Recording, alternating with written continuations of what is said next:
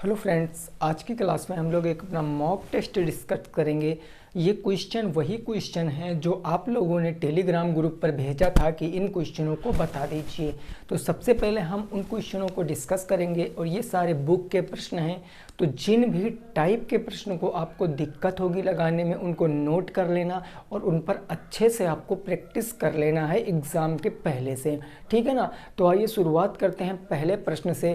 पहला क्वेश्चन मैंने यहाँ पर लिख दिया है कि दो संख्याओं का योग 10 तथा उनके वर्गों का योग 52 है, तो संख्याएं आपको बताना है कि वह संख्याएं क्या हो जाएंगी। अब देखो, संख्याएं हम कैसे इस क्वेश्चन को लगाएंगे उस पॉइंट को आपको समझना है। सबसे पहले देखो, संख्याएं कितनी हैं, तो दो संख्याओं की बात कर रहा है। तो हम यहाँ पर मान सकते हैं, हमने मान लिया कि माना हमारी एक संख्या a है और एक संख्या क्या है, b है। हमने दो संख्याएं मान लिया। आप x y भी मान सकते हो, कुछ भी मान सकते हो वेरिएबल में। हमने यहाँ पर a और b मान लिया।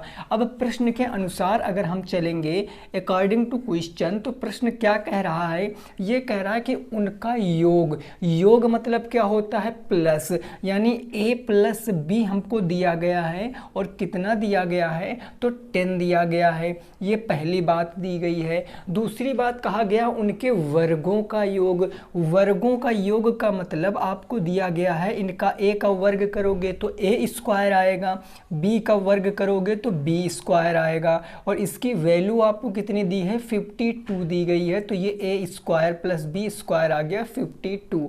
अब यहाँ से हमने आपको एक सर्वसंख्या पढ़ाई थी। कौन सी सर्वसंख्या, तो आपको याद होगी, वो मैंने आपको पढ़ाया था a प्लस बी का whole square is equal to a square plus b square और प्लस में क्या होगा 2ab, ये मैंने बताया था। अब यहाँ पर देखो, आपको a square plus b square की वैल्यू पता है, आपको a प्लस b की वैल्यू पता है। तो आप यहाँ से आसानी से ab की वैल्यू निकाल सकते हो।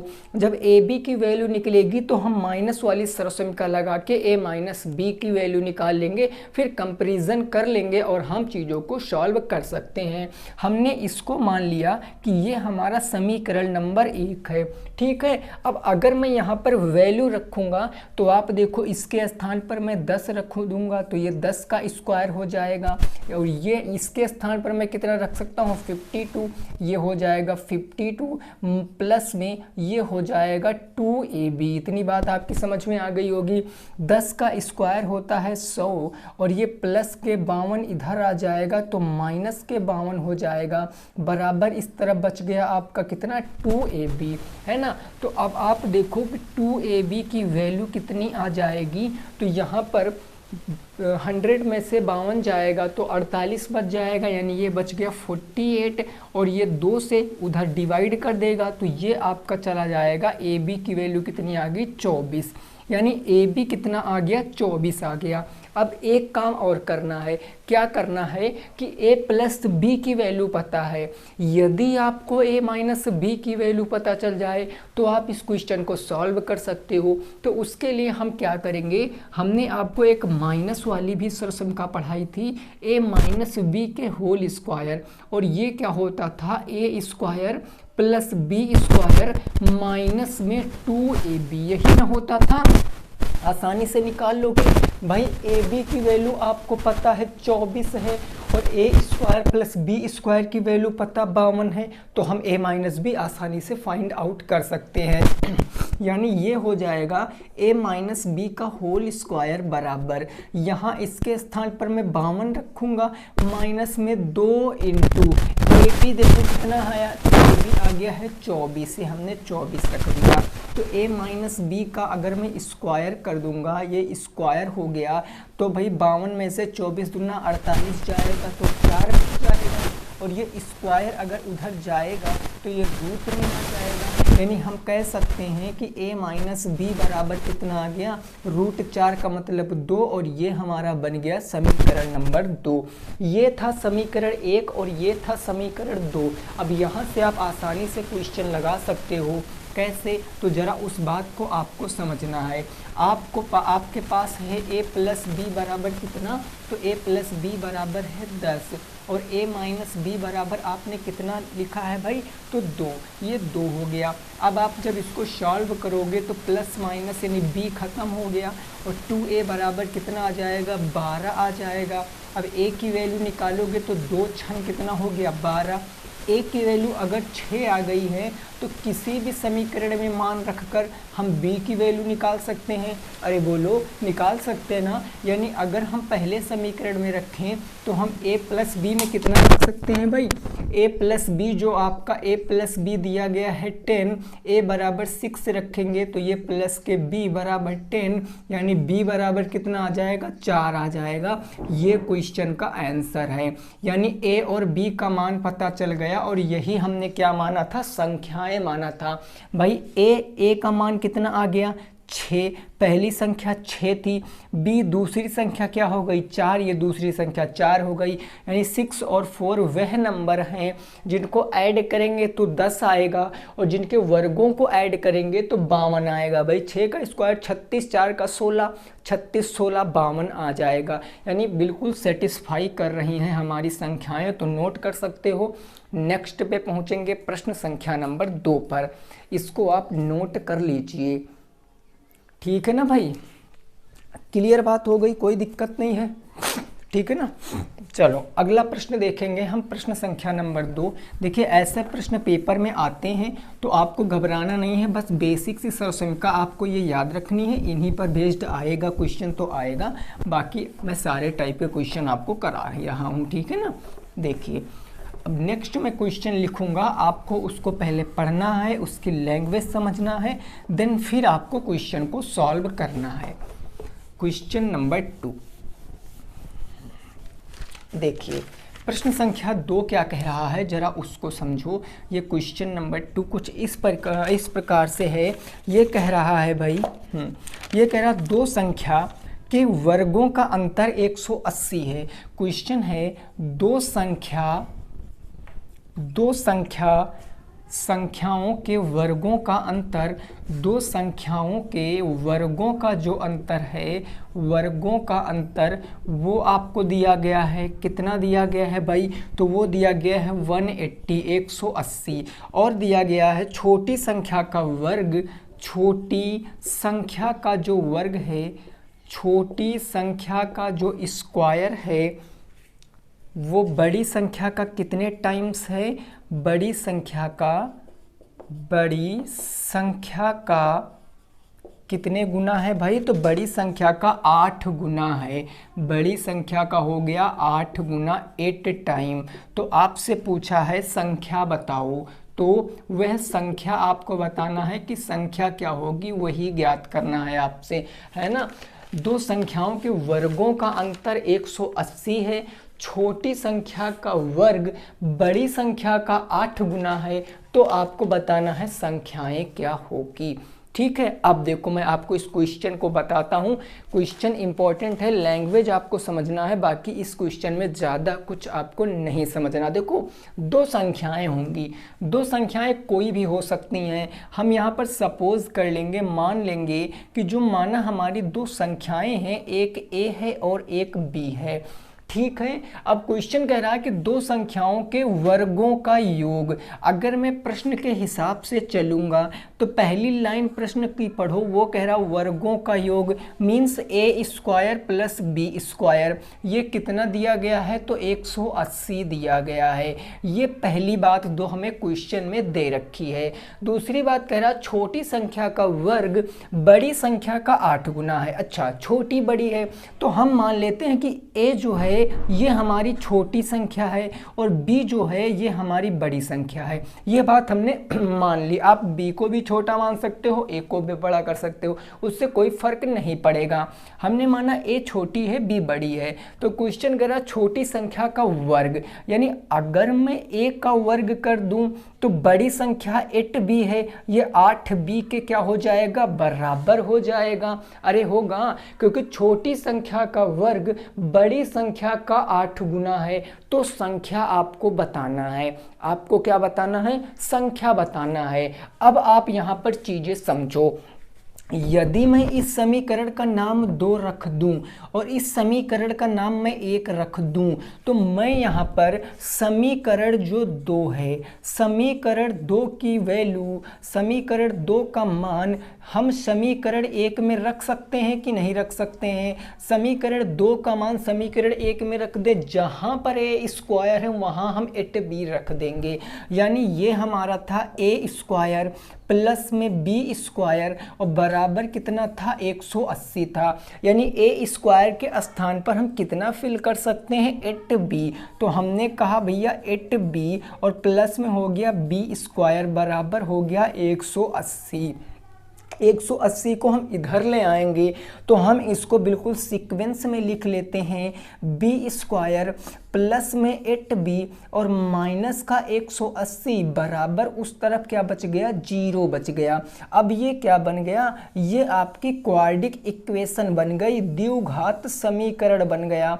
भाई अब इस तरीके के क्वेश्चन को सॉल्व करना मैंने आपको सिखा रखा है। ये कैसे क्वेश्चन होते हैं, तो ये ax स्क्वायर प्लस में bx प्लस में c बराबर 0 प्रकार, इस प्रकार के समीकरण होते हैं। तो आप यहाँ देखो 180 के ऐसे गुणनखंड करो कि आपको प्लस के 8b लाना है। तो कैसे करेंगे सर, उस बात को हम समझते हैं।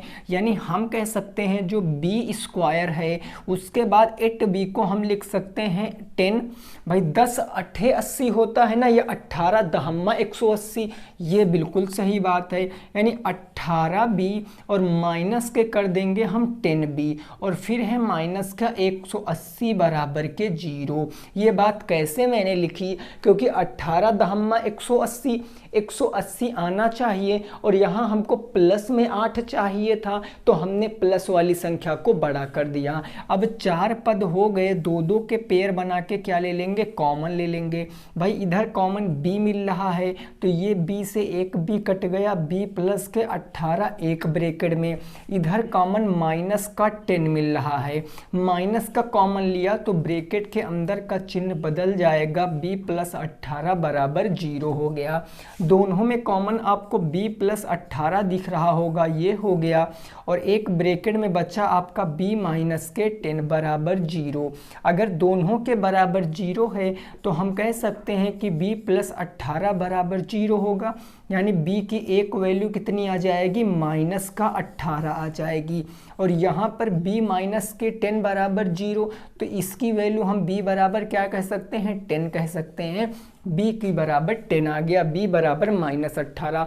आंसर आपका आ गया, लेकिन आपको संख्या बतानी है, वह संख्या क्या होगी, वह संख्या क्या होगी। भाई देखो, दो संख्या के वर्गों का योग, भाई अंतर, वर्गों का अंतर जो है 180 है। अच्छा, वर्गों का अंतर देखो, जहां अंतर है मेरे भाई यहाँ थोड़ा सा वर्ग को आप योग कर लीजिए, अंतर में आप योग कर लीजिए तो ज़्यादा बेटर होगा। थोड़ा सा मिस्टेक हो गया, अंतर में योग कर लीजिए, योग ही था आपके जो क्वेश्चन में, हमने अंतर लिख दिया था। बस अगर अंतर से आप इस प्रश्न को लगाते हो तो अंतर के लिए आपको यहाँ माइनस कर देना पड़ेगा, और यहाँ जब माइनस कर दोगे तो आपको पता, जब इसमें वैल्यू रखोगे तो ये माइनस में आ जाएगा। यानी ये संख्या आपकी जो माइनस का 18 है ये प्लस में 18 आ जाएगी, और ये जो आपका b जो 10 आपका प्लस में 10 आया है ये माइनस में 10 आ जाएगा। बस इतना सा फर्क आ जाता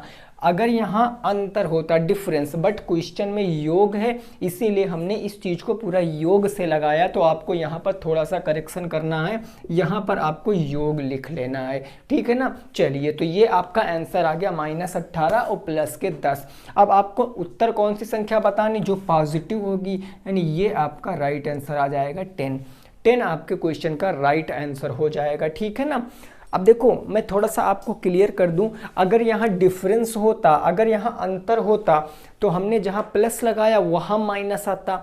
भाई यहाँ माइनस आता तो हम a की वैल्यू रखते तो यहाँ पर हो जाता 8b माइनस के b स्क्वायर बराबर 180, तो ये बन जाता माइनस के b स्क्वायर, और ये 8b माइनस का 8b कर देते, b स्क्वायर उधर माइनस के 8b और माइनस के 180, यहाँ ये प्लस में आ जाती, ये माइनस में आ जाती, ठीक है ना। इतना अंतर आ जाता, नोट कर लीजिए। नेक्स्ट पे पहुँचते हैं, अगले प्रश्न पर प्रश्न संख्या 3 पर क्या कह रहा है उसको समझने की कोशिश करेंगे। Question number 3, question number 3 clear, बात समझ में आ गई ना, कोई परेशानी नहीं। नेक्स्ट देखो भाई, अगला प्रश्न क्या कह रहा है उसकी जरा बात समझना है आपको।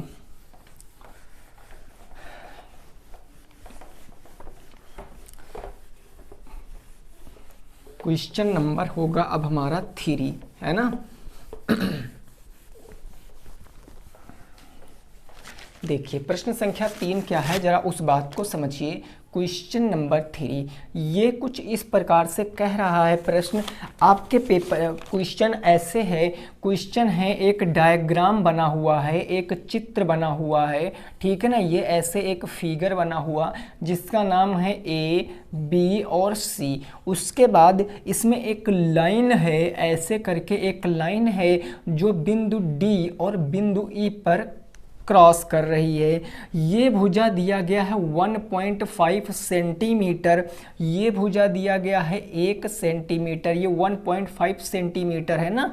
और उसके बाद ये भुजा आपको दिया गया है 3 सेंटीमीटर। देन आपसे पूछे क्या है, आपसे पूछे है ई सी का मान। ई सी का मान क्या होगा, यदि बी सी पैरेलल है किसके, तो डी ई के।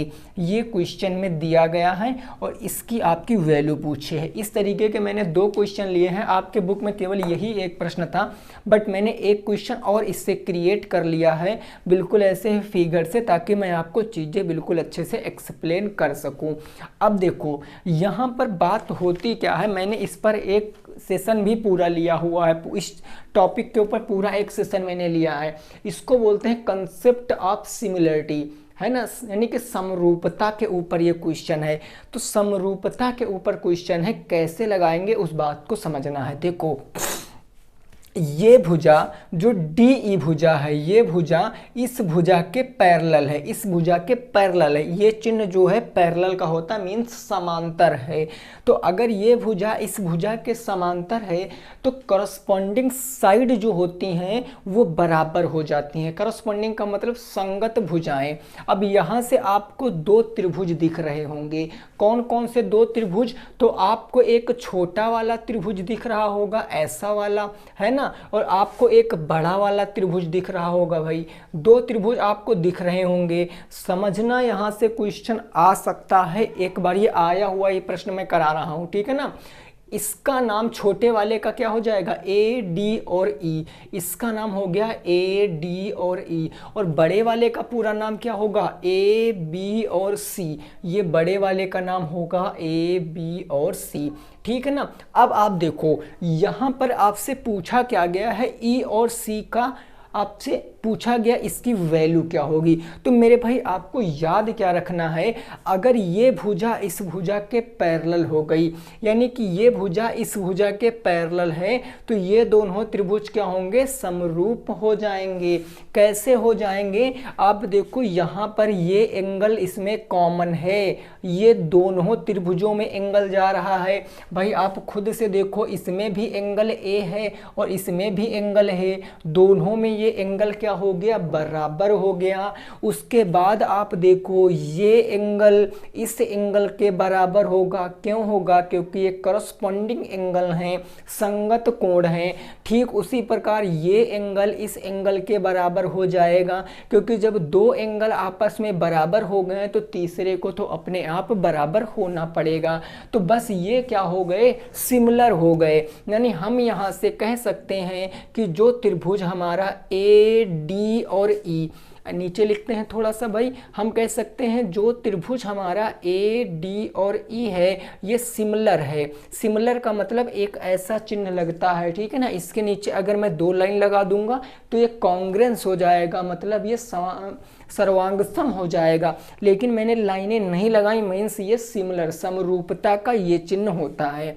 ये किसके समरूप होगा, पी ए बी और सी के। ए बी और सी के समरूप होगा। अब जब समरूप हो जाएंगे तो जो करस्पॉन्डिंग साइड जो संगत भुजा हैं वो बराबर हो जाएंगी। यानी ये जो इसमें ए डी भुजा है, ये ए डी भुजा ये किसके बराबर हो जाएगी, इसमें ए बी भुजा के बराबर हो जाएगी। ए डी भुजा किसके बराबर होगी, ए बी के बराबर। उसके बाद ये जो ए ई भुजा होगी ये किसके बराबर होगी, ए सी के बराबर होगी। यानी ये हम कह सकते हैं जो ए ई भुजा होगी, ए ई ये किसके बराबर होगी, ए सी के बराबर होगी। तीसरी भुजा में क्या कह सकता हूँ, जो डी ई भुजा होगी वो बी सी के बराबर होगी। यानी मैं कह सकता हूँ कि जो डी ई भुजा होगी वो किसके बराबर होगी, बी सी के बराबर होगी। अब आपसे पूछे क्या है, आपसे ई और सी पूछे है, क्या पूछे है, ई और सी, यानी ई सी, इसका आपसे पूछे है इसकी वैल्यू क्या होगी। तो आप कैसे निकालोगे इसकी वैल्यू, आपको कुछ नहीं करनी है। अगर आप ए सी का मान निकाल लो, अगर आप ए सी का मान निकाल लो तो आप आसानी से बता सकते हो एक घटा करके ई सी होगा। तो अगर देखो हमें ए सी चाहिए, बाकी हमें तो कुछ चाहिए नहीं भाई, ए बी और ये ए सी, तो इसका हमें कोई यहाँ पर ज़रूरत नहीं है, हमें दो ही साइड से काम चल जाएगा। तो हम इसको क्या कर देते, रफ कर देते हैं। यहाँ पर वैल्यू रखो ए डी, यानी ये भुजा कितनी दी गई 1.5, तो हम इसके स्थान पर रख सकते हैं 1.5। और ए बी मीन्स ये पूरी भुजा, ये पूरी भुजा कितनी हो जाएगी, यहाँ तक 1.5 है और आगे 3 है, तो 3 1 4, 4.5 हो जाएगी। तो इसकी हो जाएगी 4.5 बराबर ए सी। भाई ए सी हमें पूरी भुजा लिखनी है, भाई ए सी हमें पूरी भुजा लिखनी है। एक बात समझना, इस ए सी के स्थान पर हमें पहले ए ई लिखना पड़ेगा, ये ए ई है ना, ए ई। तो ए ई के स्थान पर हम रखेंगे 1 और ए सी के स्थान पर ये पूरी भुजा, ये भुजा 1 है, अगर मैं इसको x मान लूँगा तो क्या ये x + 1 नहीं होगा, बिल्कुल होगा। तो ये x + में 1 हो जाएगा। अब हमें इस x की वैल्यू निकालनी है, आओ जरा निकालते हैं तिर्यक गुणा करा के। जब तिर्यक गुणा कराएंगे तो ये हो जाएगा 1.5x प्लस में क्या होगा 1.5 हो जाएगा बराबर के 4.5 हो जाएगा। अब आप ये प्लस से ले जाओगे उधर माइनस में, तो ये बचेगा आपका 1.5x बराबर के 4.5 माइनस हो जाएगा 1.5, यानी इधर बच जाएगा आपका 3। भाई टोटल 3 ही तो बचेगा, है ना। अब ये 1.5 इधर जाएगा बटे में, तो x की वैल्यू 1.5, दशमलव लगा के 0 बढ़ा देंगे, 15 दूना 30, यानी x की वैल्यू कितनी आ गई, 2 आ गई। x की वैल्यू 2 आ गई और ये x क्या था, EC था, और EC ही आपसे पूछे है, यानी हम कह सकते हैं कि EC कितना आ गया, 2 आ गया। तो यहाँ से आप देखो EC आ गया 2 सेंटीमीटर, यही क्वेश्चन का बिल्कुल सही जवाब है। 2 सेंटीमीटर बिल्कुल सही जवाब है। हो सकता है कुछ विद्यार्थियों को ये प्रश्न समझ में ना आया हो, लेकिन मैंने एक क्वेश्चन और ऐसा ले रखा है, मैं आपको कंसेप्ट बिल्कुल अच्छे से क्लियर कराऊंगा, आप बिल्कुल इससे निश्चिंत रहिए, ठीक है ना। ये आपको हो सकता है ना समझ में आया हो, आप इसका स्क्रीनशॉट लीजिए, बिल्कुल सिमिलर ऐसा ही क्वेश्चन आपको एक और दे रहा हूँ, उसको आप ट्राई कीजिए, है ना। ठीक है भाई, चलिए नेक्स्ट मैं चौथा क्वेश्चन बिल्कुल ऐसा ही दे रहा हूँ, आपको उसको ट्राई करना है। बस आपको ये याद रखना है, अगर पैरेलल दे दिया, अगर समांतर दे दिया, तो करस्पॉन्डिंग साइड जो होंगी वो आपस में बराबर होती हैं दोनों ट्रायंगल की। बस ये बात आपको दिमाग में सेट कर लेना है एक बार, फिर कैसा भी क्वेश्चन आ जाए आप उसको इजीली फाइंड कर सकते हो, कुछ भी आपसे पूछे। तो ज़रा इस क्वेश्चन को आप देखो, क्वेश्चन नंबर 4। यहाँ पर भी एक ट्रायंगल मैं बनाए दे रहा हूँ भाई, ये मैंने एक यहाँ पर ट्रायंगल बना दिया, ठीक है ना। इसका नाम भी मैं देता हूँ ए बी और सी।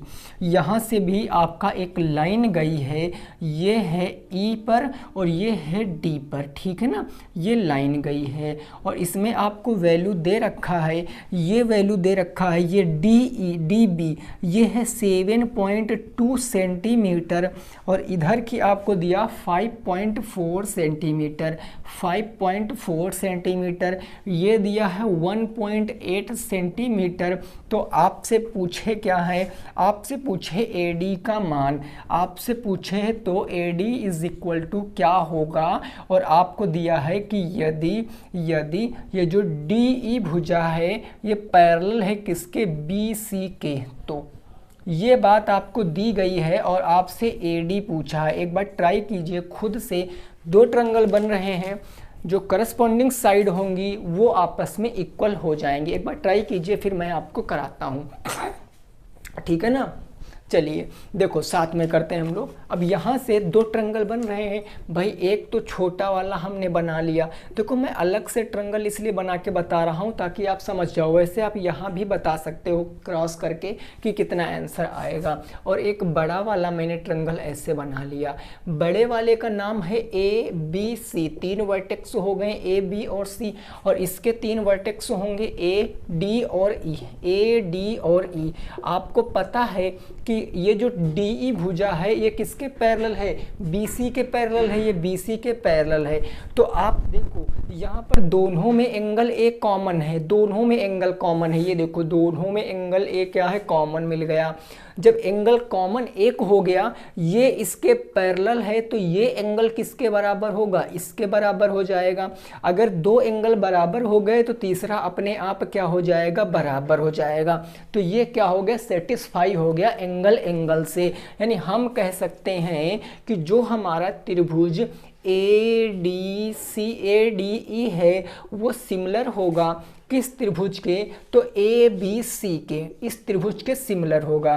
किस प्रॉपर्टी से होगा तो आप वो भी लिख सकते हो, लिखना चाहो तो एंगल एंगल से, ठीक है ना। एक प्रॉपर्टी होती है, एंगल एंगल होता है, साइड साइड साइड होता है, साइड एंगल साइड होता है। अब जब ये हो गया तो आप सीधे इनकी वैल्यू रखो। आपको AD का मान बताना ना, तो ये AD किसके बराबर पैरेलल हो जाएगी, AD बड़े वाले में AB के बराबर होगी, ये AD AB के बराबर हो जाएगी। उसके बाद आप देखो यहाँ AE, तो AE ये जो AE भुजा है ये किसके बराबर जाएगी, तो ये जाएगी AC के बराबर। अब आपको आगे वाली भुजा ये लिखना ही नहीं है क्योंकि यहीं से आप निकाल सकते हो, है ना। अब आप देखो ये आपको AD नहीं पता, आप X मान लीजिए, क्या है हम मान लेंगे X।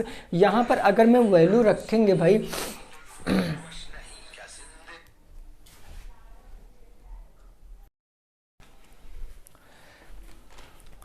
देखो भाई अब सीधे वैल्यू रखेंगे। AD हमारे पास कितना है, तो x है, हमने AD के स्थान पर x रख दिया।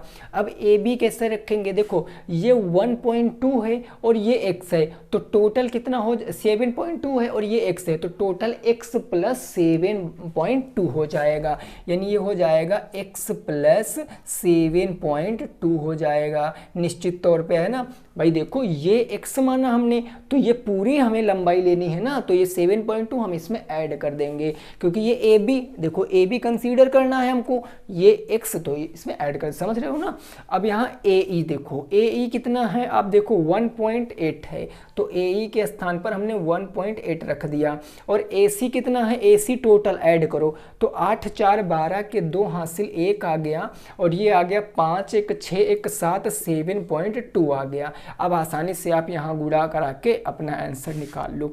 जब मैं गुणा कराऊंगा तो ये 7.2x हो जाएगा भाई, 7.2x बराबर के, यहाँ x का हम 1.8 से कराएंगे तो 1.x हो जाएगा, है ना। फिर प्लस है तो प्लस का, अब 1.8 का हम 7.2 से कराएंगे तो 18 दूना 36 के 6 कैरी 3 आ गया, 18 सत्ते कितना होता है भाई, 126, है ना। 126 में अगर हम 3 जोड़ेंगे तो 26 और 3 129, ये हो गया 129।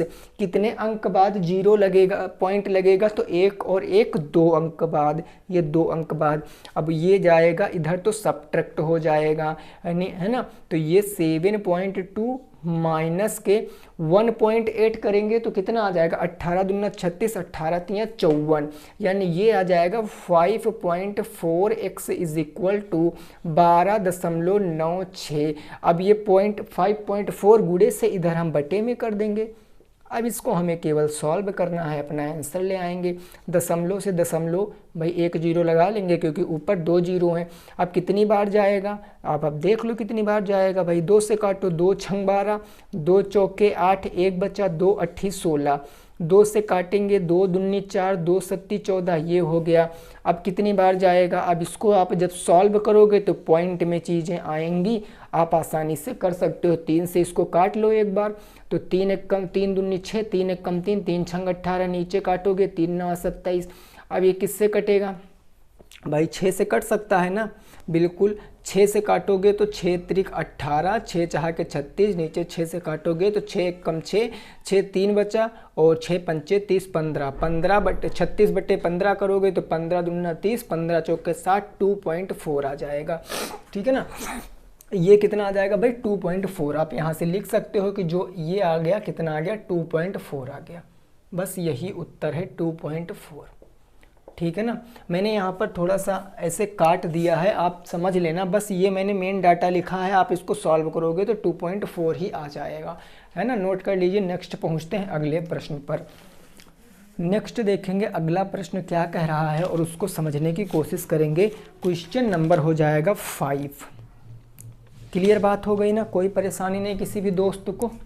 ठीक है, देखो ये 2 प्रश्न ऐसे प्रश्न से हो सकता है आपको थोड़ा कम समझ में आए हों, लेकिन भाई समझना तो पड़ेगा क्योंकि एग्ज़ाम में आया हुआ एक प्रश्न था और एक हमने अपने पास से बना के आपको करा दिया, ताकि आप कभी ये मत समझ पाओ कि क्वेश्चन की कमी की वजह से हमने इस क्वेश्चन की प्रैक्टिस नहीं की। उस क्वेश्चन को मैं ज़रूर कराऊंगा जो एक बार भी पेपर में आया है, उससे रिलेटेड मैं क्वेश्चन बना के आपको ज़रूर कराऊंगा। ठीक है ना, चलिए नेक्स्ट देखो क्वेश्चन नंबर 5 क्या है, ज़रा उसको समझिए। प्रश्न संख्या 5 क्या कह रहा है। प्रश्न संख्या 5 कह रहा है एक शंकु की लंबाई, एक जो आपका कोण है उसकी आपको लेंथ दिया है कितना, तिर्यक ऊंचाई दिया गया है और ये कितना दिया गया 13 सेंटीमीटर, ये दिया गया है 13 सेंटीमीटर। और फिर आगे दिया गया है आपको रेडियस 5 सेंटीमीटर, रेडियस आपको दिया 5 सेंटीमीटर। तो आपसे पूछा क्या गया है, आपसे पूछे सिंपल हाइट, केवल हाइट आपसे पूछे है, हाइट क्या होगी।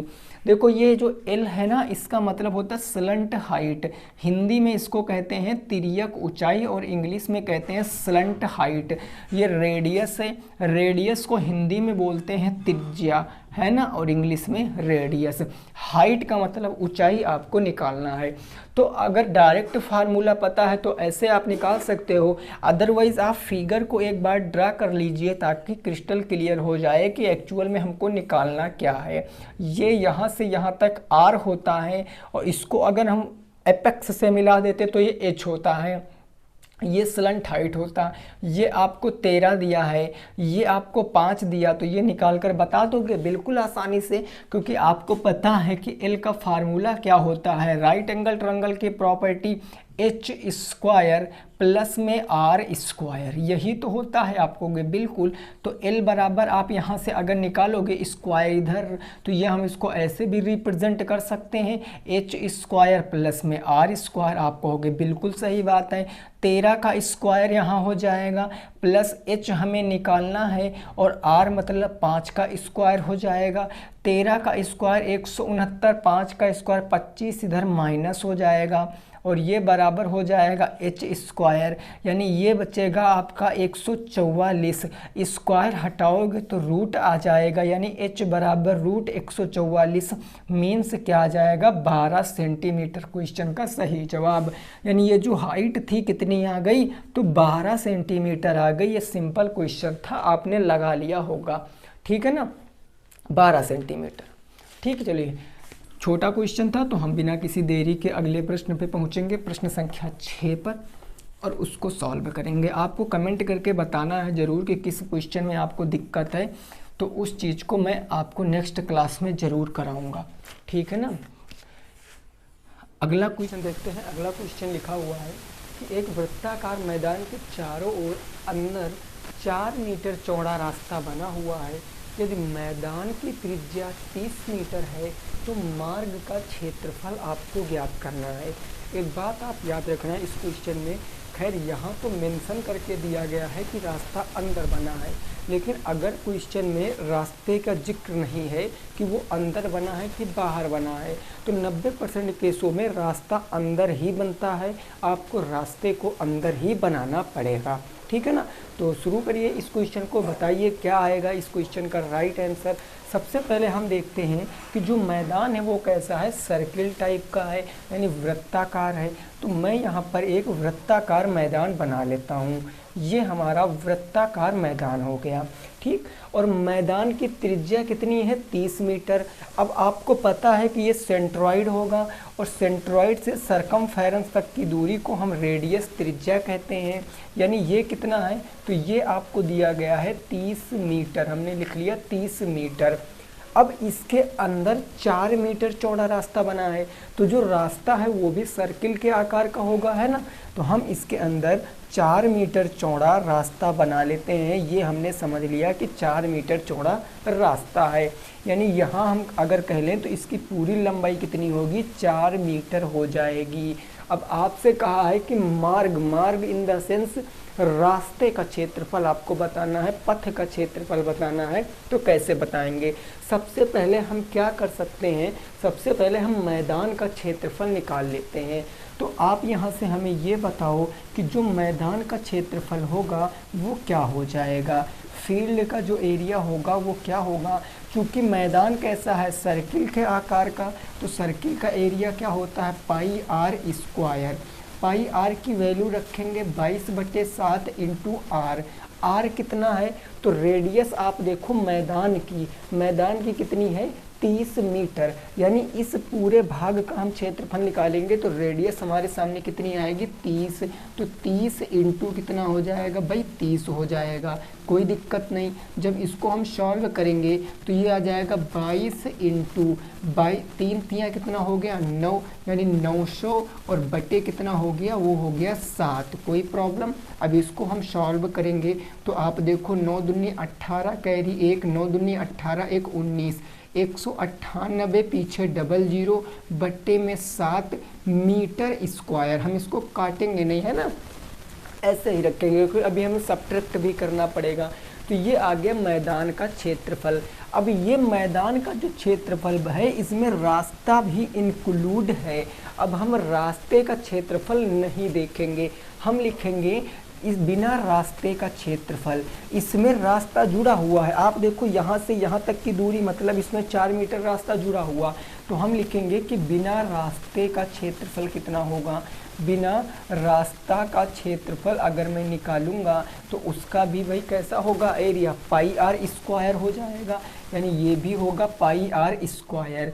तो अब हम पाई आर की वैल्यू रखेंगे 22/7 इंटू रेडियस में आपको समझना पड़ेगा। क्या समझना पड़ेगा कि भाई अगर हम रास्ता को जोड़े थे तो टोटल हमारी रेडियस 30 मीटर थी, लेकिन इसमें 4 मीटर चौड़ा रास्ता क्या हो गया है, जुड़ गया है। मतलब रेडियस अब कितनी हो जाएगी, तो आप स्वयं से बताओगे कि रेडियस होगी 30 माइनस के 4।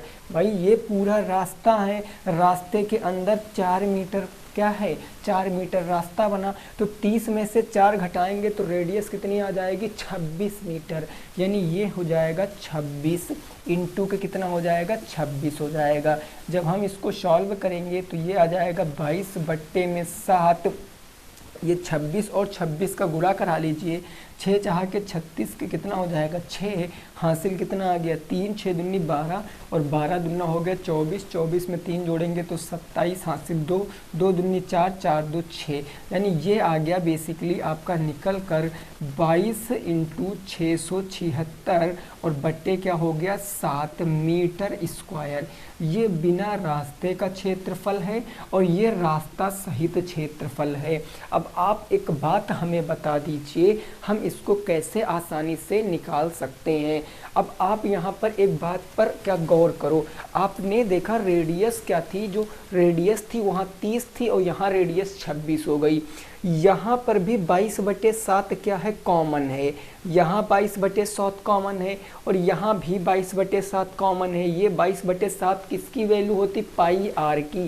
यानी अगर मैं आपसे कह दूं, मैं इसको गुणा ना कराता तो जो रास्ता सहित क्षेत्रफल होता, अगर हम बात करें कि रास्ता जिसमें जुड़ा हुआ है तो उसका अगर मैं एरिया निकालता तो उसका एरिया कितना आता भाई, उसका एरिया 900 पाई मीटर स्क्वायर आता, 900 पाई मीटर स्क्वायर। और जो बिना रास्ते का क्षेत्रफल है, विदाउट रास्ता का क्षेत्रफल, वो कितना आता, तो वो आता 676 pi centimetre square, 676 pi metre square. अब अगर मैं इसमें से इसको घटा दूं तो हमें रास्ते का क्षेत्रफल पता चल जाएगा, है ना भाई। तो हम रास्ते का क्षेत्रफल आसानी से निकाल सकते हैं। क्या हो जाएगा, 900 से 676 घटाओगे, 676 में 4 जोड़ोगे तो 680 हो गया, 680 में 20 जोड़ोगे तो 700 हो गया, 700 में 200 जोड़ोगे तो कितना हो जाएगा, 900 हो जाएगा। ये आ गया 224 और किस में आएगा, pi r metre square, pi r metre square ये क्वेश्चन का सही जवाब है। अगर आप पाई आर की वैल्यू रख दोगे तो आंसर आएगा 224 into 22/7 metre square. But pi R की वैल्यू रखने की क्या ज़रूरत है, जब कुछ कट ही नहीं रहा है तो कोई मतलब नहीं है, नहीं रखेंगे हम। तो हमने डायरेक्ट पाई में आंसर दे दिया 224 पाई मीटर स्क्वायर, ये रास्ते का क्षेत्रफल है, इसको नोट कर सकते हो, ठीक है ना। यही हो जाएगा क्वेश्चन का सही जवाब, इसको नोट कर लीजिए। नेक्स्ट पहुंचते हैं अगले प्रश्न पे, क्या कह रहा है उसको भी समझने की कोशिश करेंगे, ठीक है भाई। इसको फटाफट तरीके से आप लोग नोट कर लीजिए। क्लियर हो गई बात। चलिए नेक्स्ट अगला क्वेश्चन देखेंगे और उस क्वेश्चन को लगाने की कोशिश करेंगे।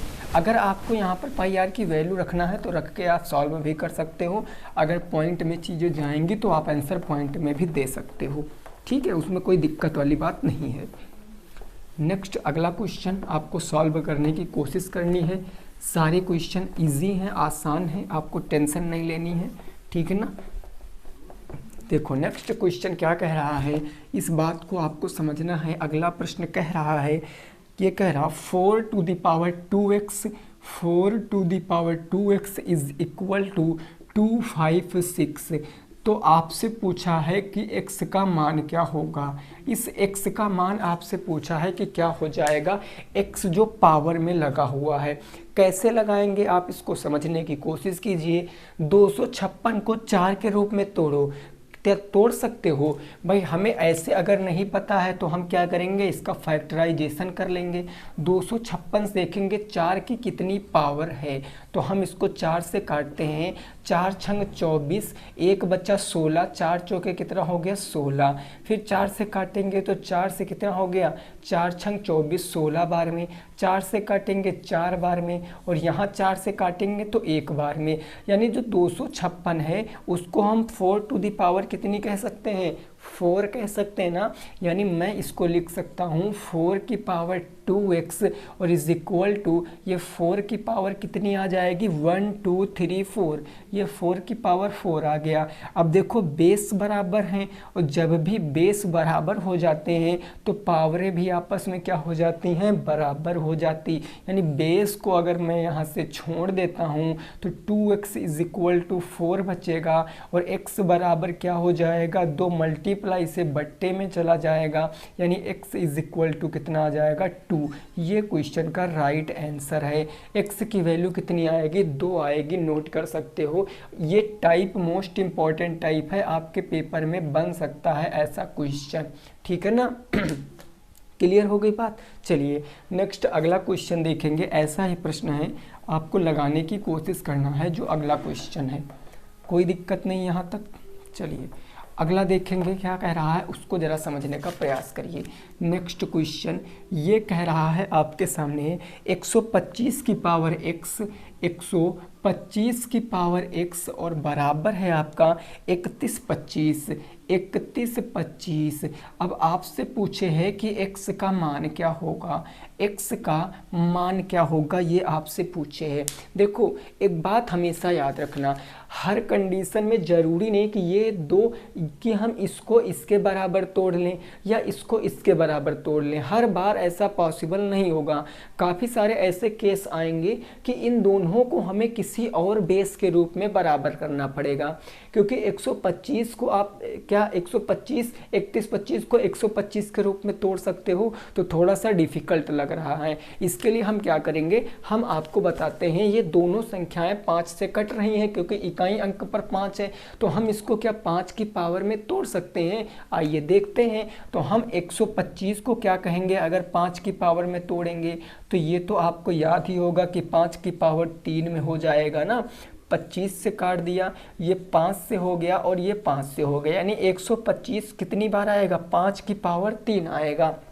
देन वैसे ही अगर मैं 3125 को तोड़ूंगा 5 से, तो आप देखो कितनी बार जाएगा भाई, 5 छक्का 30, 5 दूनी 10, 5 पंजे 25 हो गया। ये हो गया 5 एकम 5 दूनी 10 और 5 पंजे कितना हो गया 25।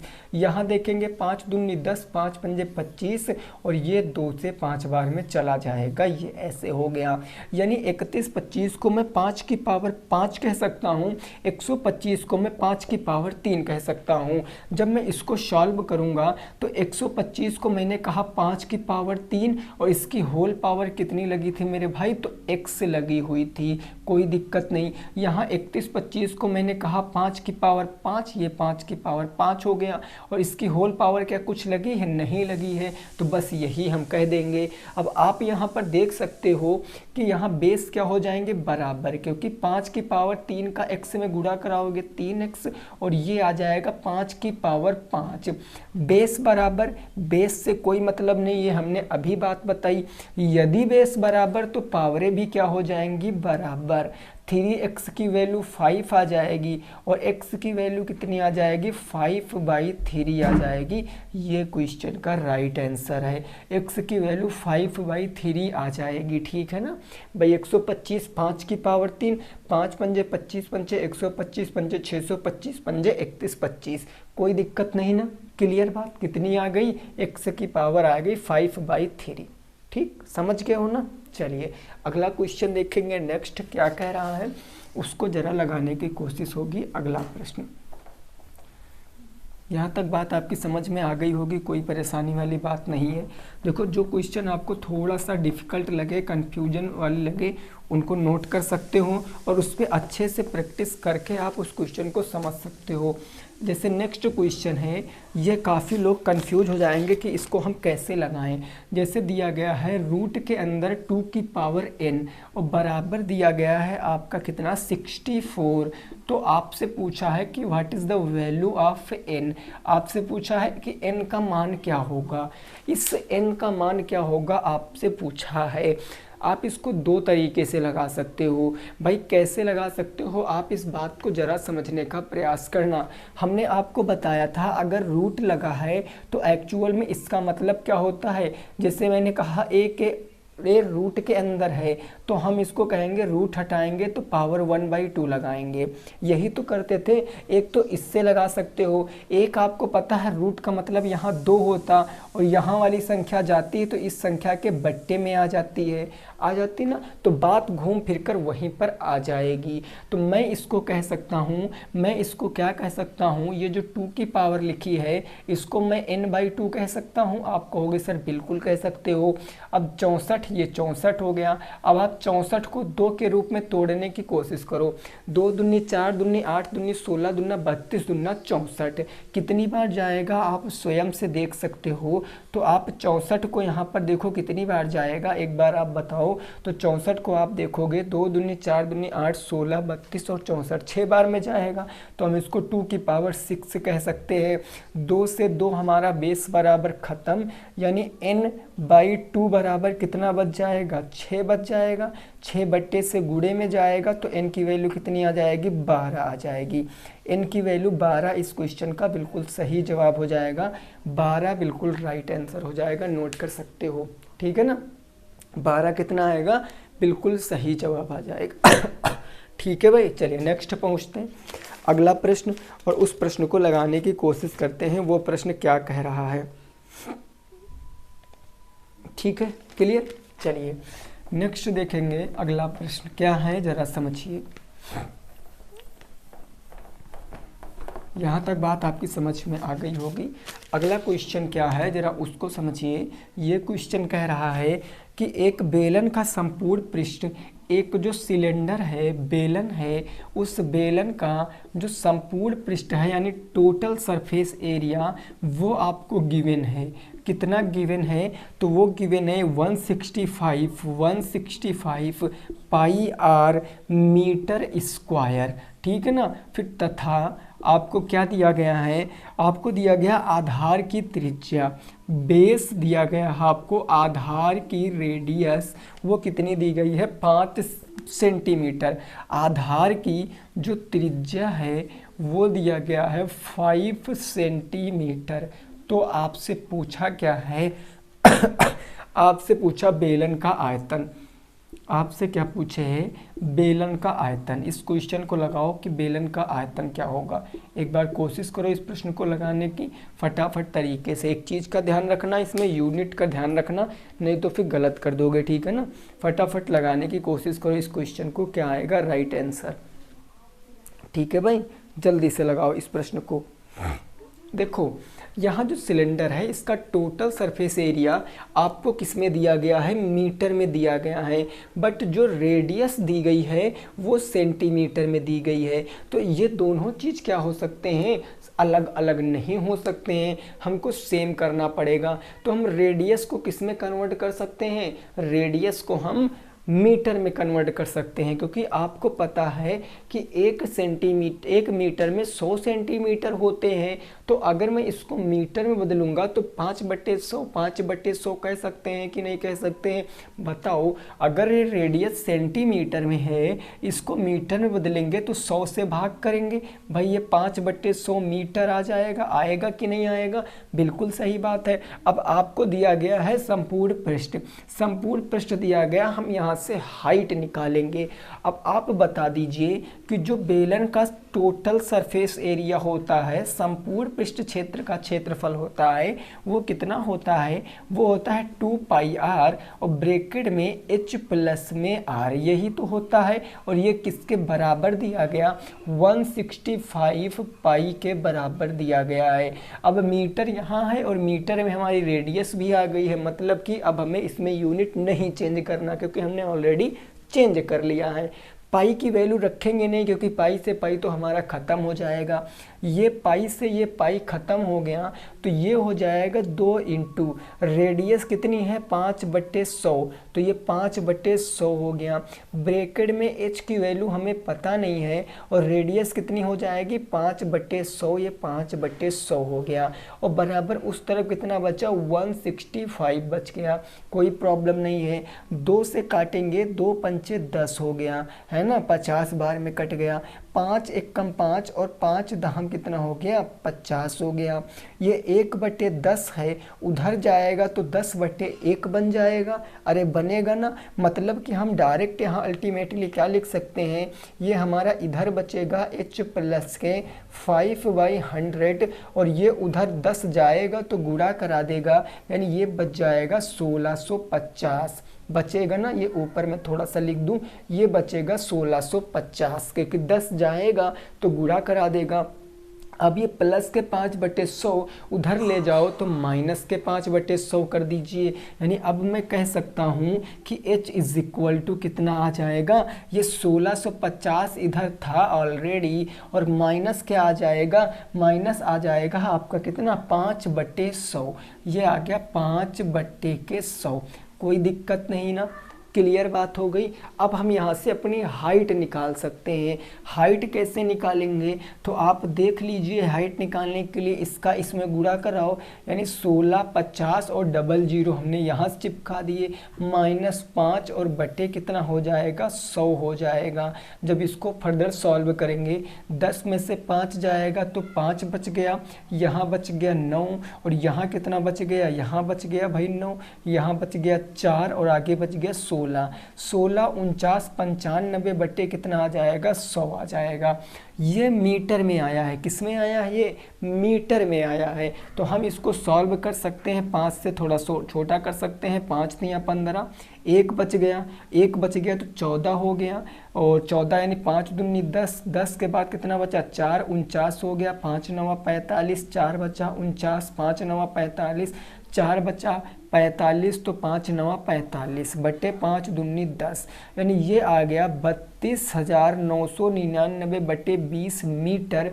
ये आई आपकी हाइट। अब आपसे पूछे है आयतन, तो आयतन निकालेंगे। वॉल्यूम क्या होता है, तो वॉल्यूम होता है पाई आर स्क्वायर एच, यही तो होता है।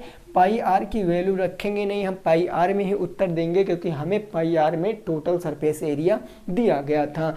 यानी हम रखेंगे रेडियस कितनी है, जरा आप बताओ। रेडियस कहोगे सर 5/100 है, तो हम रेडियस के स्थान पर लिखते हैं 5/100 इंटू के 5/100 इंटू के हाइट कितनी है, तो हाइट आप देख लीजिए 3299 और फिर है 9 बट्टे के 20 और इंटू के पाई।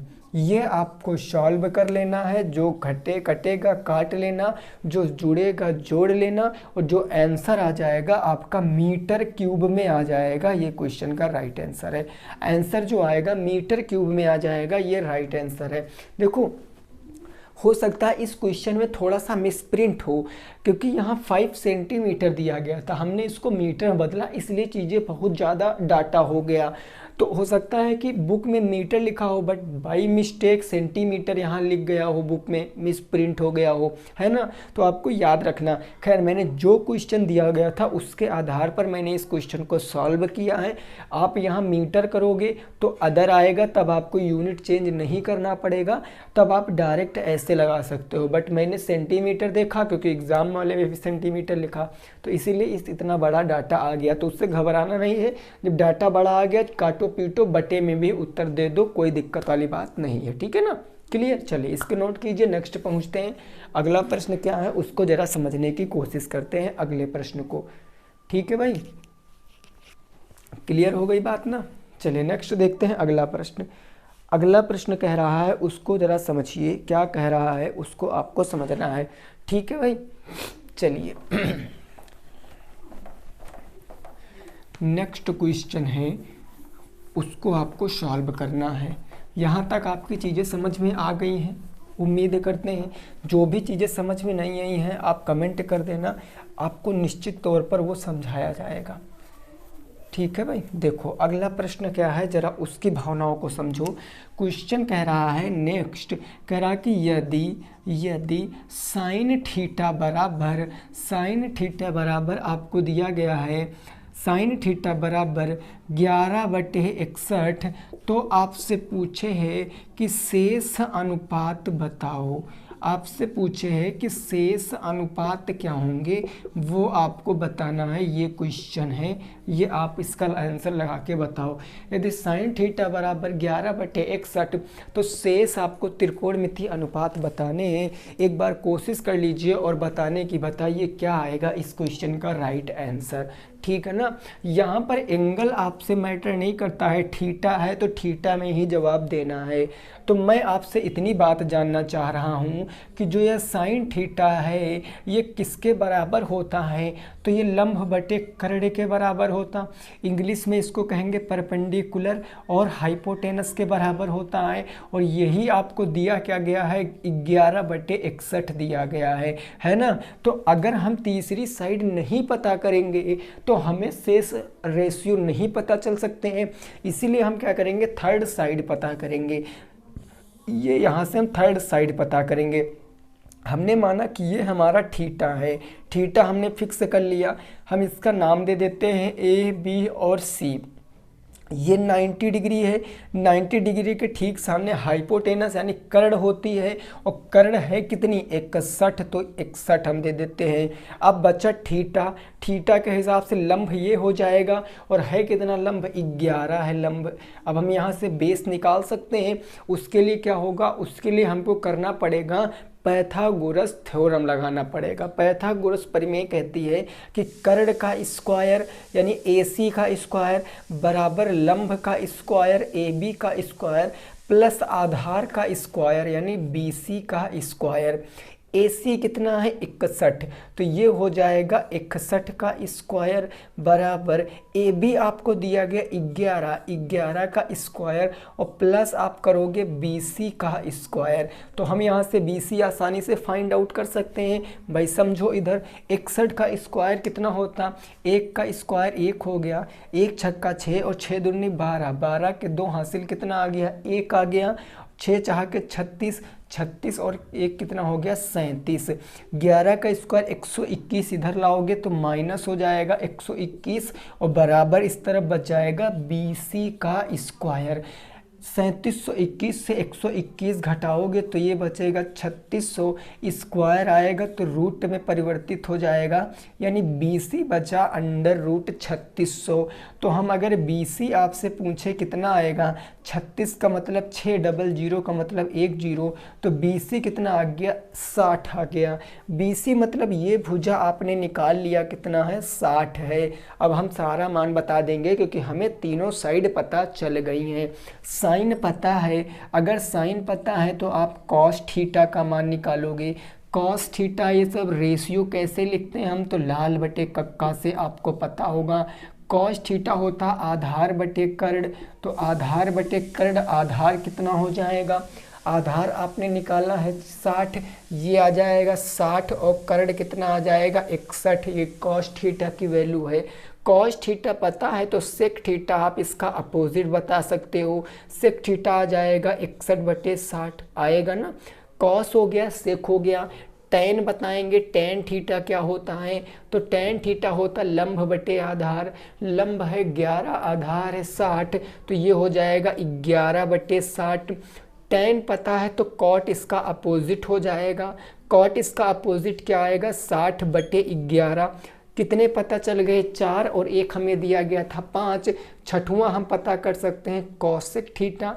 कॉसेक साइन का अपोजिट होता, ये 11 बटे 61 है, मतलब क्या हो जाएगा 61 बटे 11। ये क्वेश्चन का सही जवाब है, नोट कर सकते हो, ठीक है ना। यही क्वेश्चन का क्या आ जाएगा, सही जवाब आ जाएगा, नोट कर लीजिए। नेक्स्ट पर पहुंचते हैं, वो प्रश्न क्या कह रहा है उसको समझने की कोशिश करेंगे, ठीक है भाई। आप इसको नोट कर लीजिए। अगला प्रश्न देखिए क्या कह रहा है, उसको जरा समझिए। बात क्लियर हो गई, समझ गए हो ना ये क्वेश्चन, कोई प्रॉब्लम नहीं ना, आसानी से, ठीक है भाई। अगला प्रश्न देखेंगे। देखिए त्रिकोणमिति से ऐसा ही क्वेश्चन आएगा, ज़्यादा तगड़ा क्वेश्चन नहीं आएगा त्रिकोणमिति से, बस समझने की देरी है आपको। मैंने वैसे सब कुछ आपको पढ़ा रखा है, तो आपका ऐसा कोई भी क्वेश्चन नहीं हो तो ना बने। आपको बस क्वेश्चन पर थोड़ा सा फोकस करना है, उसकी लैंग्वेज समझना है, क्या कह रहा है और क्या निकलवाने की हमसे कोशिश कर रहा है क्वेश्चन, ठीक है ना। चलिए अगला क्वेश्चन देखिए क्या कह रहा है। नेक्स्ट प्रश्न संख्या अगला होगा। ये क्वेश्चन आपको थोड़ा सा समझना है।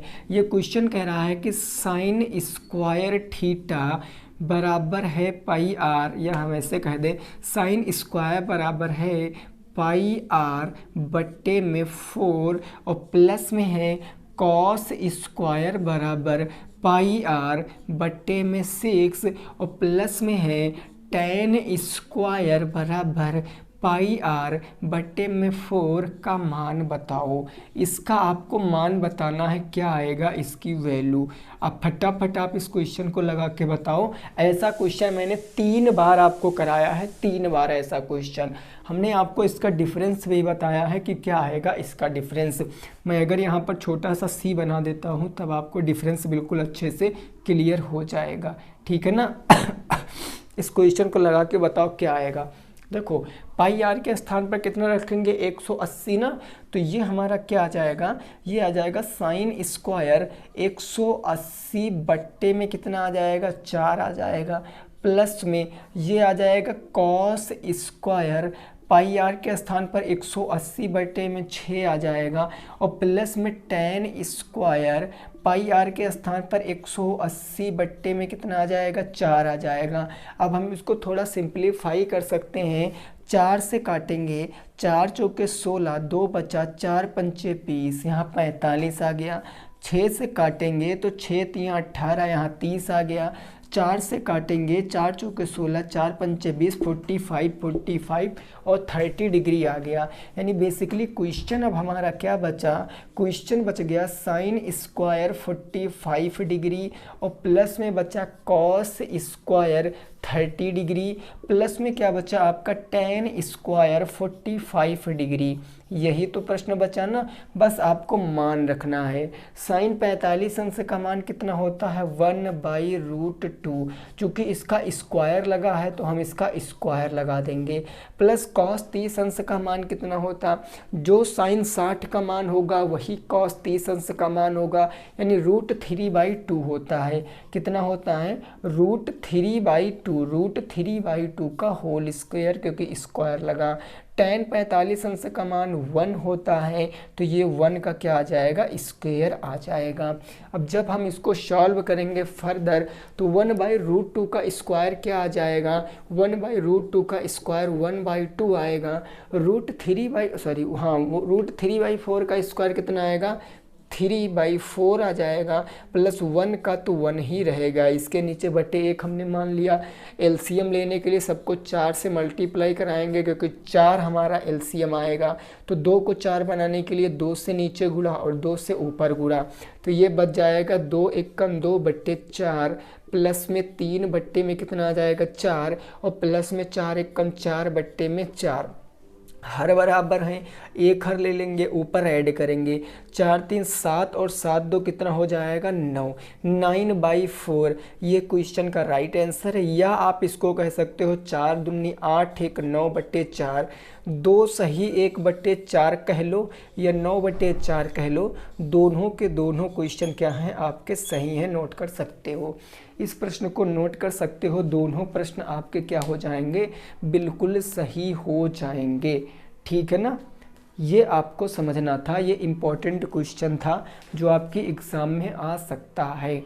ठीक है भाई, क्लियर बात हो गई ना, कोई परेशानी नहीं। अगला नेक्स्ट क्वेश्चन देखेंगे, वो क्या कह रहा है उसको समझने की कोशिश करेंगे अगले प्रश्न को। नेक्स्ट क्वेश्चन होगा हमारा, उसको जरा समझिए। देखो ये क्या है क्वेश्चन, जरा इसको समझिए। क्वेश्चन कुछ इस तरीके से है, क्वेश्चन कुछ इस तरीके से है। क्वेश्चन कह रहा है आपसे, क्वेश्चन ये कह रहा है कि सिद्ध करो कि, अब क्या सिद्ध करना है आपको बताना है। सिद्ध करो कि साइन स्क्वायर थीटा प्लस में cos square theta is equal to 1 होता है। ये आपको प्रूव करना है, कैसे प्रूव करोगे आप हमें बताओ। साइन स्क्वायर थीटा प्लस में cos square theta is equal to 1 होता है। आप इसको प्रूव करके बताओ, कैसे प्रूव करोगे इस क्वेश्चन को। ये मैंने आपको अच्छे से करा रखा है ना, अच्छे से मैंने आपको करा रखा है, ये बात आपको याद रखनी है। ठीक है ना, देखो हम क्या कह सकते हैं यहाँ पर, आपको पता है साइन थीटा बराबर क्या होता है, लंब बटे कर्ण। अरे होता कि नहीं होता है लंब बटे कर्ण। और कॉस थीटा बराबर क्या होता है, आधार बटे कर्ण। लंब बटे कर्ण, आधार बटे कर्ण। तो जब इनका एलसीएम लोगे तो एल स्क्वायर प्लस ए स्क्वायर बटे के स्क्वायर आएगा कि नहीं आएगा। आप कहोगे सर बिल्कुल आएगा। तो बिल्कुल उसी प्रकार से आप यहाँ क्या कर सकते हो, क्या लॉजिक आप लगा सकते हो कि sine square theta plus cos square theta is equal to 1 आ जाए। एक बार करो इसको एक बार करके आपको बताना है। ठीक है ना, चलो देखते हैं इसको। यदि मैं इस क्वेश्चन को लिखता हूँ कि साइन स्क्वायर थीटा बराबर 1 माइनस कॉस स्क्वायर, हमारा उधर जाएगा तो 1 माइनस कॉस स्क्वायर थीटा हम कह सकते हैं। कह सकते हैं कि नहीं कह सकते हैं, आप हमें बताओ। बिल्कुल कह सकते हैं। साइन स्क्वायर थीटा होता है लंब बटे कर्ण, इसका स्क्वायर है तो इसका स्क्वायर बराबर 1 माइनस कॉस स्क्वायर थीटा होता आधार बटे कर्ण, इसका स्क्वायर है तो इसका स्क्वायर कर देंगे। कोई परेशानी नहीं ना। एल का स्क्वायर एल स्क्वायर, के का स्क्वायर के स्क्वायर बराबर 1 माइनस ये हो जाएगा ए स्क्वायर बटे के स्क्वायर हो जाएगा। अरे होगा कि नहीं होगा? बिल्कुल सही बात है, हो जाएगा। अब आप क्या कह सकते हो यहाँ पर कि ये एल स्क्वायर बटे क्या हो जाएगा के स्क्वायर, और बराबर यहाँ देखो के स्क्वायर कम के स्क्वायर माइनस के ए स्क्वायर, और बटे क्या बचेगा के स्क्वायर बच जाएगा। कोई परेशानी नहीं ना। के स्क्वायर से के स्क्वायर कैंसिल, तो हमारा अल्टीमेटली बचेगा क्या? अल्टीमेटली बचेगा L square is equal to K square और माइनस क्या हो जाएगा ए स्क्वायर आ जाएगा। अब आप एक बात बताओ हमें, ये एल के एक्चुअल में है क्या? एल के एल ये सब क्या होता? तो ये सब पाइथागोरस प्रमेय है।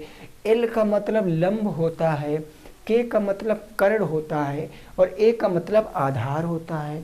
अरे होता है ना भाई, यही तो होता है कि लंब का स्क्वायर, लंब स्क्वायर प्लस में आधार का स्क्वायर, और यही तो बराबर होता किसके? कर्ण के स्क्वायर के। अरे बराबर होता ना। तो मैं इसको लंब को एल से रिप्रेजेंट करता हूँ, आधार को मैं ए से रिप्रेजेंट करता हूँ, और कर्ण को मैं के से रिप्रेजेंट करता हूँ। तो आप देखो यहाँ पर अगर मैं ए को उधर ले जाऊँ तो ए को उधर ले जाएंगे तो हमारे पास एल स्क्वायर बराबर क्या बचेगा? के स्क्वायर माइनस के ए स्क्वायर, यही तो बचेगा ना। आप कहोगे बिल्कुल बच जाएगा। तो जहाँ पर के स्क्वायर माइनस ए स्क्वायर है, क्या मैं वहाँ पर एल स्क्वायर लिख सकता हूँ? बिल्कुल लिख सकता हूँ। या फिर जहाँ एल स्क्वायर है वहाँ पर मैं के स्क्वायर माइनस ए स्क्वायर लिख सकता हूँ। हर एक कंडीशन में सेटिस्फाई हो रहा, यानी हम कह सकते हैं कि एल स्क्वायर बराबर है एल स्क्वायर के, और ये बराबर किससे आया है? तो ये आया है पाइथागोरस प्रमेय से। आप ऐसे भी लिख सकते हो पाइथागोरस प्रमेय से, है ना। तो जब आपका LHS RHS के बराबर आ गया तो आपको पता है जो प्रूव करना है वो हमने प्रूव कर लिया कि हाँ sine square theta plus cos square theta is equal to 1 होता है। तो ऐसे आपको नोट करना है, नोट कर लीजिए, ये बात आपको समझनी है, ठीक है ना। छोटे कोण से 18 डिग्री अधिक है तो आपको बताना है कि दोनों कोण क्या होंगे। ये क्वेश्चन बढ़िया क्वेश्चन है और आपके पेपर में आया हुआ क्वेश्चन है। तो इस क्वेश्चन को आप कैसे लगाओगे, उसके लिए आपको एक छोटा सा ज्योमेट्री का फार्मूला पता होना चाहिए कि जो सप्लीमेंट्री एंगल होते हैं यानी जो समपूरक कोण होते हैं उनका सम कितने डिग्री होता है। तो ज़रा मैं आपको बता देता हूँ यहाँ पर जो समपूरक कोण होते हैं, जो समपूरक कोण होते हैं वो दोनों कोणों का सम कितने डिग्री होगा? 180 डिग्री होगा। यानी कहने का मतलब ये है कि जब भी कभी समपूरक कोण का बात किया जाएगा तो दो समपूरक कोण ऐसे कोण होते हैं जिनका आपस में सम कितने डिग्री होता है? 180 डिग्री होता है। और यहीं अगर मैं बात कर लूँ, अगर मैं इन दोनों के सम को 90 डिग्री के बराबर दिखा दूंगा तो ये बात आती है आपके पूरक कोण की।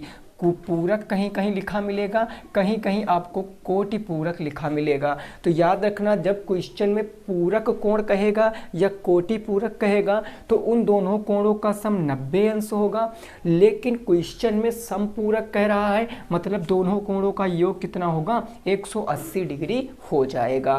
अब इस क्वेश्चन पर हम आते हैं और इस क्वेश्चन को लगाते हैं। क्वेश्चन में कह रहा है कि दो कोण, हमें नहीं पता है कोई भी दो कोण होंगे। हमने सपोज कर लिया कि माना हमारा पहला कोण जो है वो x है और दूसरा कोण हमारा y है। हमने x y दो कोणों को मान लिया। अब हमें पता है कि ये कोटि पूरक कोण हैं, तो जब कोटि पूरक कोण है तो इनका योग 180 के बराबर दिखा सकते हैं। भाई बिल्कुल दिखा सकते हैं क्योंकि ये क्या है? समपूरक कोण है। इसको हमने मान लिया अपना इक्वेशन नंबर 1 समीकरण नंबर 1। आगे क्वेश्चन कह रहा है कि छोटा कोण बड़ा कोण छोटे कोण से 18 डिग्री अधिक है। ये मैं मान लेता हूँ ये जो x है ये मैंने कहा बड़ा कोण है और y मैंने मान लिया कि छोटा कोण है। आप y को बड़ा मान सकते हो, x को छोटा मान सकते हो, उससे कोई फर्क नहीं पड़ेगा। अब देखो कह रहा बड़ा कोण छोटे कोण से 18 डिग्री अधिक है, यानी बड़ा कोण क्या है x, भाई बड़ा कोण है x, छोटा कोण y से कितने डिग्री अधिक है, 18 डिग्री अधिक है। बड़ा कोण छोटे कोण से 18 डिग्री अधिक हो गया। हमने इसको नाम रख लिया क्या, समीकरण नंबर 2। समीकरण नंबर 2 मैंने रख लिया है ना। मैं थोड़ा सा मार्कर चेंज कर लेता हूँ। अब देखो अब यहाँ पर बात क्या आई कि इस x का मान यहाँ पर देखो x की वैल्यू हमारे पास है ना, चाहो तो आप y को इधर लाके माइनस में 18 करके दिखा सकते हो या x का मान आप इसमें रख दीजिए। यहाँ पर आप लिखिए कि समीकरण 2 का मान आप कहाँ रखोगे, समीकरण 1 में रख दीजिए। समीकरण 1 में रखने पर समीकरण 1 हमारे पास क्या था, तो x प्लस में y बराबर 180 डिग्री। x बराबर आप क्या लिखोगे, y प्लस 18 प्लस के y ये, और ये किसके बराबर हो गया, 180 डिग्री के। y कितना हो गया, 2y, तो ये आपका आ जाएगा 2y बराबर इधर 180 था और ये 18 प्लस से उधर चला जाएगा तो माइनस में हो जाएगा, यानी ये हो गया माइनस का 18। अब यहाँ से आप इजीली y की वैल्यू निकाल सकते हो। घटाओगे 18 2 20 60 80 162 आ गया, यानी 2y की वैल्यू कितनी आ गई, 162। अब अगर y का मान निकालेंगे तो 2 चला जाएगा बट्टे में, यानी 162 बट्टे 2 जब काट देंगे तो 2 8 16 2 1 कम 2, यानी y का मान कितना आ गया, 81 डिग्री। यानी एक कोण हमें पता चल गया कितना है, 81 डिग्री का है एक कोण। ठीक है, अब दूसरा कोण पता करेंगे। दूसरा कोण पता करने के लिए समीकरण नंबर 2 देखो, अगर y के स्थान पर हम यहाँ पर कितना रख दें, 81, तो हमें दूसरे कोण का मान पता चल जाएगा। तो हम लिखते हैं इसको समीकरण किस में रखने पर, समीकरण 2 में रखने पर। समीकरण 2 हमारे पास था क्या, x बराबर y प्लस में 18, y के स्थान पर हमें 81 रखना है, तो 81 प्लस में 18 जब ऐड करेंगे तो 8 1 9 हो जाएगा और 8 1 9 हो जाएगा, यानी बड़ा वाला कोण हो गया 99 डिग्री का और छोटा कोण हो गया 81 डिग्री का। ये क्वेश्चन का राइट आंसर है, नोट कर सकते हो। बढ़िया क्वेश्चन है, एग्जाम में आ सकता है, आया हुआ ही क्वेश्चन है। ठीक है ना, नोट कर लीजिए। नेक्स्ट अगला प्रश्न देखते हैं, वो क्या कह रहा है उसको भी लगाने की कोशिश करेंगे हम लोग। बात क्लियर हो गई यहाँ तक, समझ में आ गया होगा भाई, है ना, क्लियर। चलिए नेक्स्ट क्वेश्चन देखेंगे। ये युगपत समीकरण का क्वेश्चन है और युगपत समीकरण में आपको पता है मैंने आपको पूरा कंप्लीट पढ़ा रखा है। ये समझिए इस क्लास से आपकी पूरी मैथ का रिवीजन हो जाएगा। आपने इस क्लास को अच्छे से देख लिया तो आप लगभग में सारे क्वेश्चन बना पाओगे। ठीक है ना, वैसे अब आगे भी आपको क्लास में ऐसे ही देता रहूँगा, टेंशन नहीं लेना है आपको। नेक्स्ट क्वेश्चन क्या है, अगला क्वेश्चन देखिए ज़रा, उसको समझिए। ये क्वेश्चन कह रहा है एक वर्ग का विकर्ण, एक वर्ग का आपको डायगोनल दिया गया है। वर्ग का विकर्ण कितना दिया गया है, √a सेंटीमीटर है। तो आपसे पूछा है वर्ग का परिमाप बताओ। पेरीमीटर ऑफ स्क्वायर आपको बताना है, वर्ग का परिमाप क्या होगा ये आपसे पूछा है। तो देखो वर्ग की बात कर रहा है तो वर्ग से रिलेटेड सारे फार्मूले हमको पता होने चाहिए। तो सबसे पहले हम आपको बता देते हैं कि जो स्क्वायर होता है वर्ग, उसका क्या क्या चीज़ें आपसे पूछेगा। तो सबसे पहले आपसे एरिया पूछेगा, मीन्स क्षेत्रफल। तो क्षेत्रफल क्या होता है, भुजा स्क्वायर होता है। दूसरी बात आपसे पेरीमीटर यानी परिमाप पूछेगा तो वो 4a होता है। तीसरी चीज़ आपसे विकर्ण यानी कि डायगोनल पूछ सकता है। तो डायगोनल आपको ज़रूर याद रखना है, a√2 होता है। क्या होता है, a√2 होता है। अब चूंकि क्वेश्चन में आपको डायगोनल दिया गया है, विकर्ण दिया गया है कितना, √8 सेंटीमीटर। तो मैं क्या कह सकता हूँ कि a√2 की वैल्यू कितनी दे रखा है, √8 सेंटीमीटर। अब आप बताओ इसको हम √2 के रूप में तोड़ सकते हैं, बिल्कुल तोड़ सकते हैं। कैसे, तो जरा देखो, a√2 को हम क्या कह सकते हैं, a√8 को 4 दूनी 8 कह सकते हैं। भाई 4 बाहर आ जाएगा, तो 4 जब बाहर आ जाएगा तो ये बन जाएगा 2 और रूट में 2 आपका रह गया, यानी ये 2 से ये 2 खत्म। तो a बराबर कितना आ गया, 2 सेंटीमीटर आ गया। a क्या था आपकी साइड, ए क्या था साइड, साइड पता चल गई कितनी है, 2 सेंटीमीटर है। आपसे पूछे परिमाप, और परिमाप देखो होता क्या 4a, तो 4 इंटू ए रख दोगे, ए की वैल्यू 2, तो 4 दूनी 8 सेंटीमीटर, बिल्कुल राइट आंसर है, नोट कर लीजिए। ठीक है ना, 8 सेंटीमीटर बिल्कुल सही जवाब है। आगे पहुंचते हैं अगले प्रश्न के ऊपर। चलिए भाई नेक्स्ट क्वेश्चन देखेंगे अगला। यहाँ तक बात क्लियर हो गई है, फार्मूले नोट कर लीजिए, आपको पेपर में बहुत ज़्यादा हेल्प करेंगे। जितनी बार नोट करोगे उतना आपका रिवीजन हो जाएगा फार्मूलों का। नेक्स्ट देखेंगे अगला क्वेश्चन क्या कह रहा है और उसको लगाने की कोशिश करेंगे। क्वेश्चन नंबर होगा हमारा नेक्स्ट।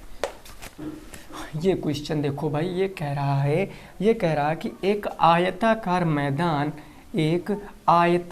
मैदान है आपका, आयताकार मैदान, लंबाई और चौड़ाई का अनुपात, मैदान की लंबाई और जो चौड़ाई का रेशियो दिया गया है वो कितना है आपको, वो दिया गया है 6:7, 6:7 है।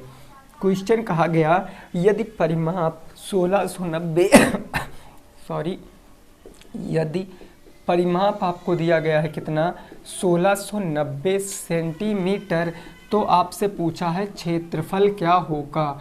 क्षेत्रफल आपको बताना है, एरिया क्या होगा मैदान का वो आपको बताना है। इस क्वेश्चन में लगा के फटाफट बताओ इस क्वेश्चन का राइट आंसर क्या आएगा, जल्दी से आपको बताना है। ठीक है ना, जल्दी से। देखो हमने आपको बता रखा है कि जब भी कभी अनुपात की बात करेगा तो अनुपात एग्जैक्ट वैल्यू नहीं होती है, उसमें हमको एक चर राशि लगाना पड़ता है। यानी हम कहेंगे जो लंबाई हमें दी गई है, जो चौड़ाई हमें दी गई है, लंबाई दी गई है 6, चौड़ाई दी गई है 7, इसमें x लगाएंगे तो 6x और 7x हो जाएगा। परिमाप हमको दिया गया है, तो आप ये बताओ जरा कि आयत का परिमाप क्या होगा, क्योंकि मैदान कैसा है, आयताकार, तो आयत का परिमाप होता है 2 लंबाई धन चौड़ाई, यही होता है भाई। परिमाप के स्थान पर परिमाप रख दो, 1690 बराबर के 2, लंबाई कितनी है 6x, चौड़ाई है 7x, 6x प्लस में हो जाएगा 7x, 2 से आप इसको काट सकते हो, 2 अट्ठे 16 और 2 चौके हो गया 8, 2 पंचे हो गया 10, 845 बराबर 7 6 कितना हो गया 13x हो गया। अब x की वैल्यू आप यहाँ से निकाल सकते हो, बिल्कुल निकाल सकते हो भाई। 13 से आप इसको काट दोगे तो 13 छंग 78, 78 8 6 14 84, 6 बचा 65, 13 पंजे 65, यानी x की वैल्यू क्या आ गई 65 आ गई। x की वैल्यू 65 आ गई है। अब आप देखो यहाँ पर कि एरिया आपको बताना है, तो एरिया एक्चुअल में हो क्या जाएगा, क्षेत्रफल क्या हो जाएगा, तो क्षेत्रफल आपको पता होता है लंबाई गुणे चौड़ाई। लंबाई 6, तो यहाँ पर x की वैल्यू रखोगे यानी 6 इंटू क्या हो जाएगा 65 हो जाएगा, अरे होगा। फिर गुणे आप देखो यहाँ चौड़ाई 7 है, तो 7 इंटू क्या हो जाएगा x की वैल्यू 65 हो जाएगा। अब आप एक चीज़ करो, 65 को कॉमन ले लीजिए, 65 को कॉमन लोगे तो बचेगा क्या 6 इंटू के 7, 6 सत्ते कितना हो गया 42 हो गया, 6 सत्ते 42, उसके बाद आप उससे गुणा कराओगे तो ऐसे आंसर आप निकाल सकते हो। तो इस चीज़ को आप सॉल्व कर लेना, आपका आंसर जो भी आ जाएगा वो सेंटीमीटर स्क्वायर में आ जाएगा, केवल मल्टीप्लाई कराना। ये लंबाई हो गई, ये चौड़ाई हो गई, और क्षेत्रफल लंबाई गुणे चौड़ाई ही होता है। ठीक, इतना काम कर लोगे ना आप भाई, केवल इतना सा काम आपको कर लेना, बाकी सारी चीज़ मैंने आपको बता दी है। क्लियर? चलिए अगले प्रश्न पे पहुँचेंगे। अगला प्रश्न क्या कह रहा है उसको ज़रा समझने का प्रयास करेंगे। नेक्स्ट क्वेश्चन होगा हमारा, उसको ज़रा हम समझते हैं। यहाँ तक बात आपकी क्लियर समझ में आई है कि नहीं आई है, एक बार आपको ज़रूर बताना है। और वीडियो को अपने दोस्तों के संग आप ज़रूर शेयर कीजिए, जिनको नहीं पता है उनके पास ज़रूर इस वीडियो को पहुंचाइए, क्योंकि अब एग्ज़ाम आपका बहुत जल्द हो जाएगा, है ना। तो देखिए अगला क्वेश्चन क्या कह रहा है, ये आपको समझना है। ये क्वेश्चन कह रहा है कि x बाई थ्री प्लस में y बाई टू बराबर है 6। और आगे आपको दिया गया कि x माइनस वाई बराबर 3, x माइनस वाई बराबर 3। इस चीज़ को सॉल्व करना है और बताना है x और y का मान क्या होगा। एक बार कोशिश कर लीजिए आप बताने की कि x और y का मान क्या होगा फटाफट तरीके से, है ना। x और y का मान क्या होगा, देखो ये है आपका युगपत समीकरण। हम इसको विलोपन से भी लगा सकते हैं, हम इसको प्रतिस्थापन से ही लगा सकते हैं, क्योंकि कुछ भी मेंशन नहीं किया गया है इस क्वेश्चन में। सीधा लिखा था आपके बुक में कि निम्न क्वेश्चन को हल करो। तो जब मेंशन नहीं किया गया कि विलोपन लगाओ या प्रतिस्थापन लगाओ, तो जो आपको आसान लगे वो आप लगा सकते हो। तो आइए हम इस क्वेश्चन को सॉल्व करते हैं, आप साथ में भी सॉल्व करिए। हम क्या करेंगे कि इसके हर को बराबर करेंगे। तो भाई जब हर को बराबर करेंगे तो यहाँ पर 3 और 2 का लासा 6 हो जाएगा।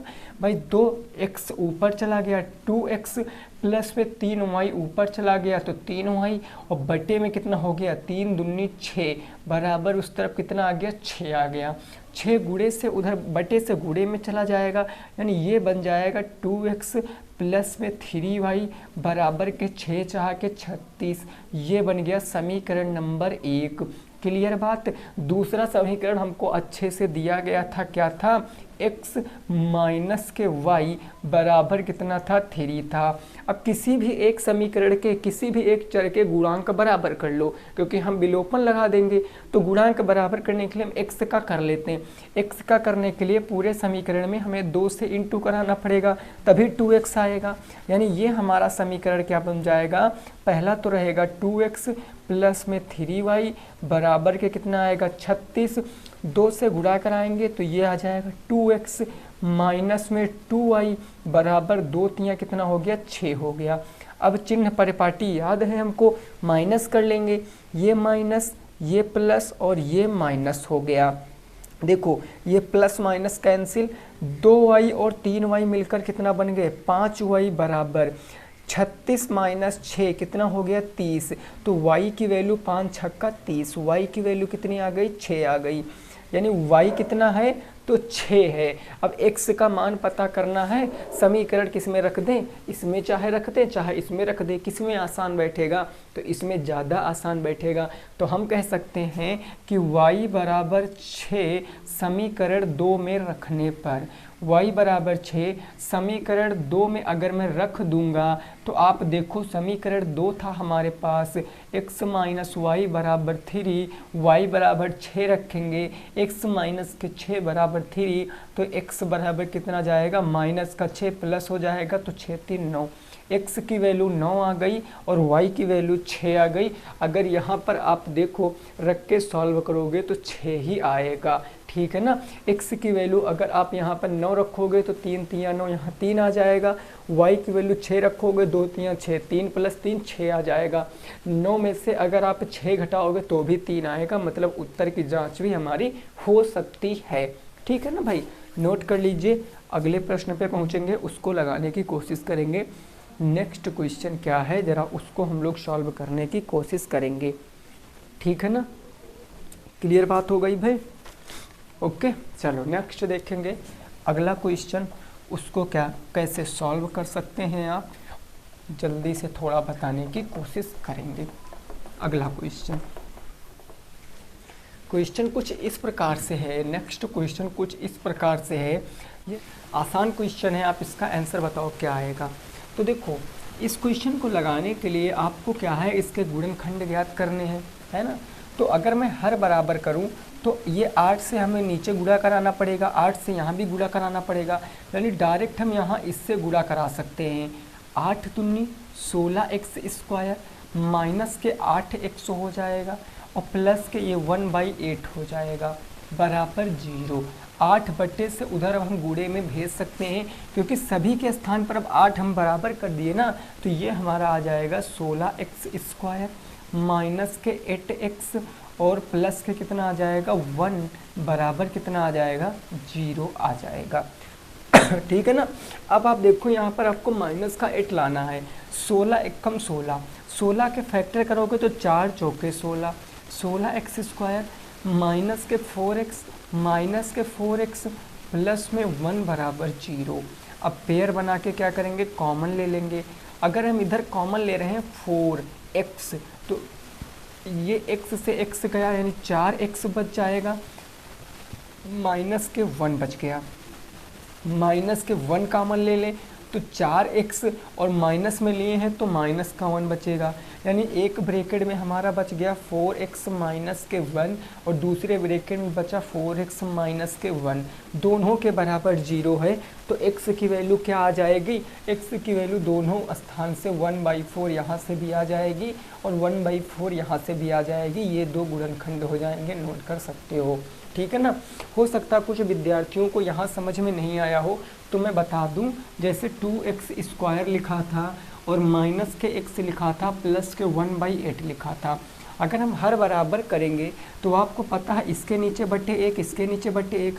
8 बनाने के लिए 8 से नीचे गुणा, 8 से ऊपर गुणा। यहाँ 8 बनाने के लिए 8 से नीचे गुणा करेंगे, 8 से ऊपर। तो अल्टीमेटली ये आ जाएगा 8 दूनी 16x², 8 बटे का 8 और माइनस के क्या आ जाएगा, माइनस के 8x आ जाएगा, बाई 8 आ जाएगा, प्लस के 1/8 आ जाएगा, बराबर 0 था। सारे हर आपके बराबर थे तो आप एक हर ले लिए ऐसे और इस हर को उधर ट्रांसफ़र कर दिए। तो यही काम मैंने डायरेक्ट कर दिया है, आपके समझ में आ गया होगा, है ना। चलिए नेक्स्ट देखते हैं अगला क्वेश्चन और उसको सॉल्व करने की कोशिश करते हैं अगले क्वेश्चन को। ठीक है ना भाई, ये बात समझ गए कि नहीं समझ गए, क्लियर। नेक्स्ट अगला क्वेश्चन देखिए क्या है, उसका जवाब बताइए फटाफट। अगला क्वेश्चन का क्या आएगा राइट आंसर। देखो नेक्स्ट क्वेश्चन है, जरा इसको आप सॉल्व कीजिए। क्वेश्चन कुछ इस तरीके से है, ये आपसे ये कह रहा है प्रश्न, ये प्रश्न आपसे कह रहा है 100x² 100x² और है आपका कितना माइनस के 20x प्लस के 1 बराबर 0। इसके भी गुणनखंड आपको करने हैं। क्या होगा, इसके भी गुणनखंड करके बताओ, फैक्टर करके बताओ। भाई देखो 100 एकम 100, 100 के फैक्टर करो कि 20 के रूप में आना चाहिए, 10 दहम 100, तो आसान हो गया ये। यानी ये हो गया 100x² माइनस के हमें लाना है तो माइनस के 10x प्लस के 1 बराबर 0।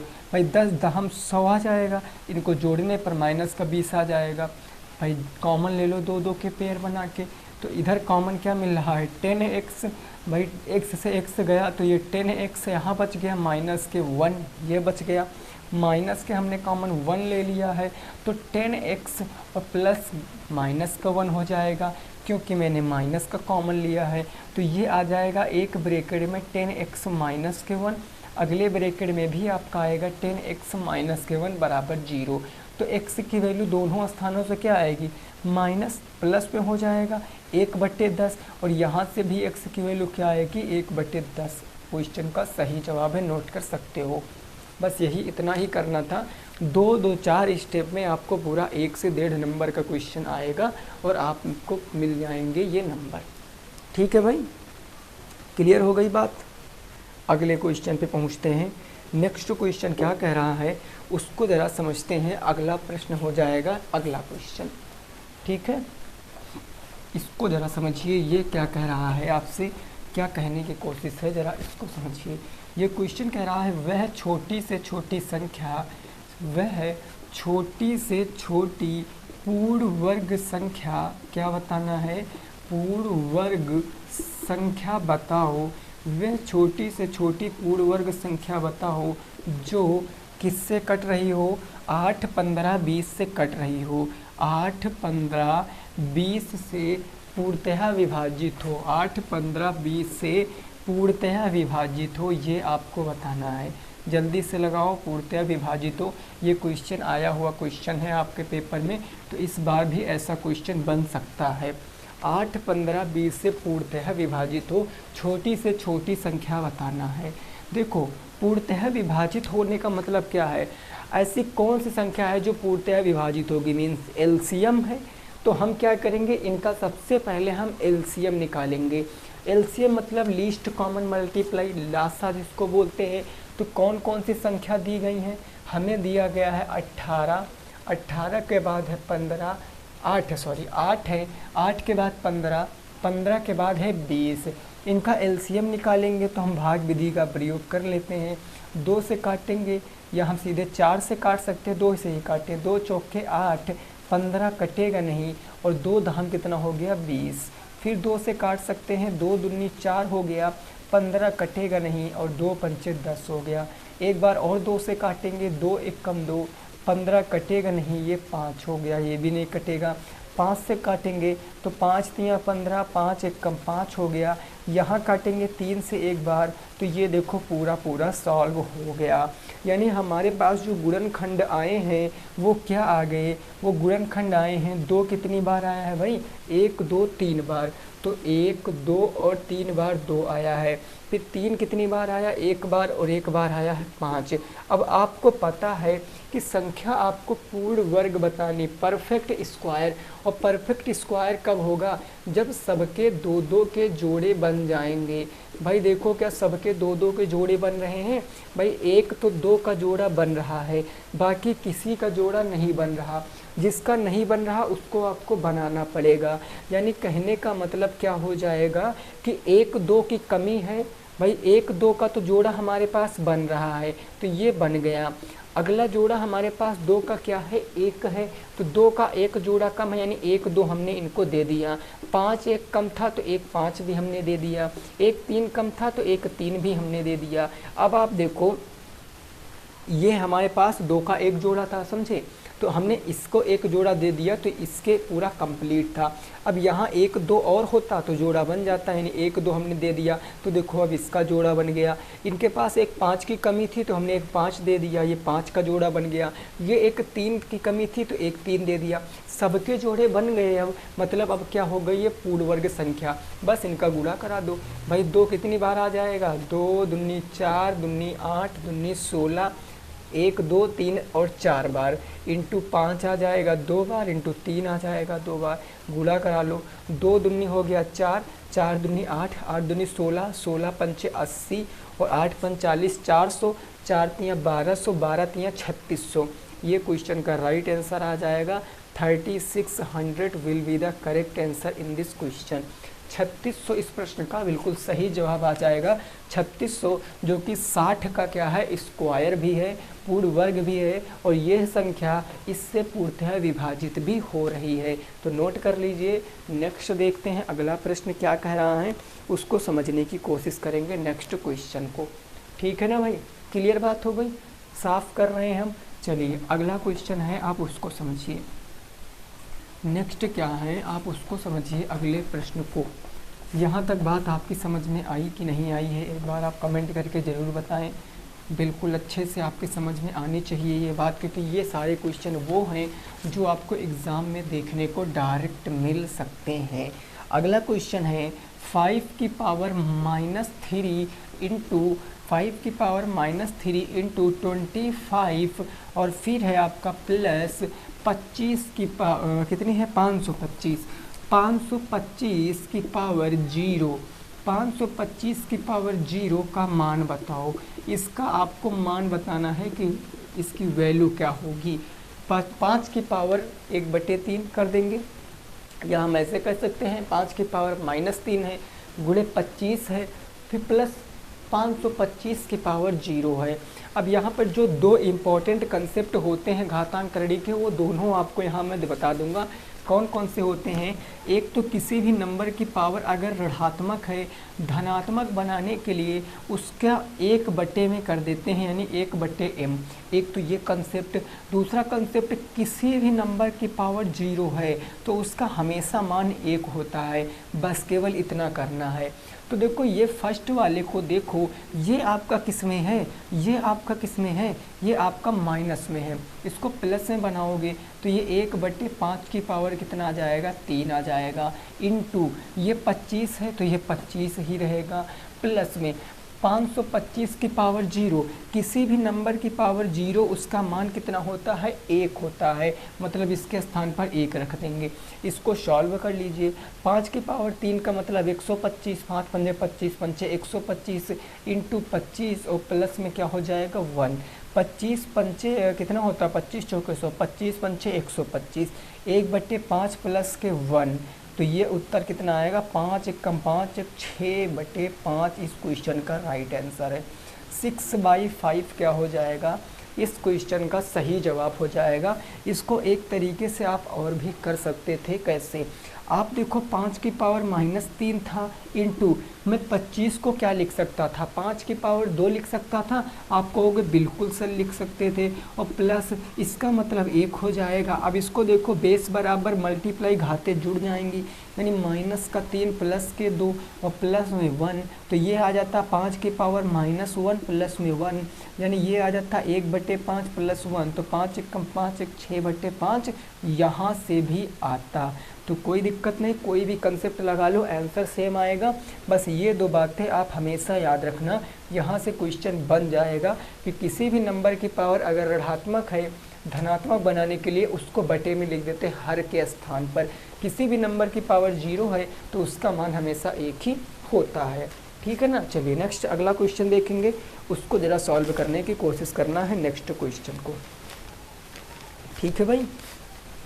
चलिए अगला क्वेश्चन क्या है, ज़रा उसको समझिए।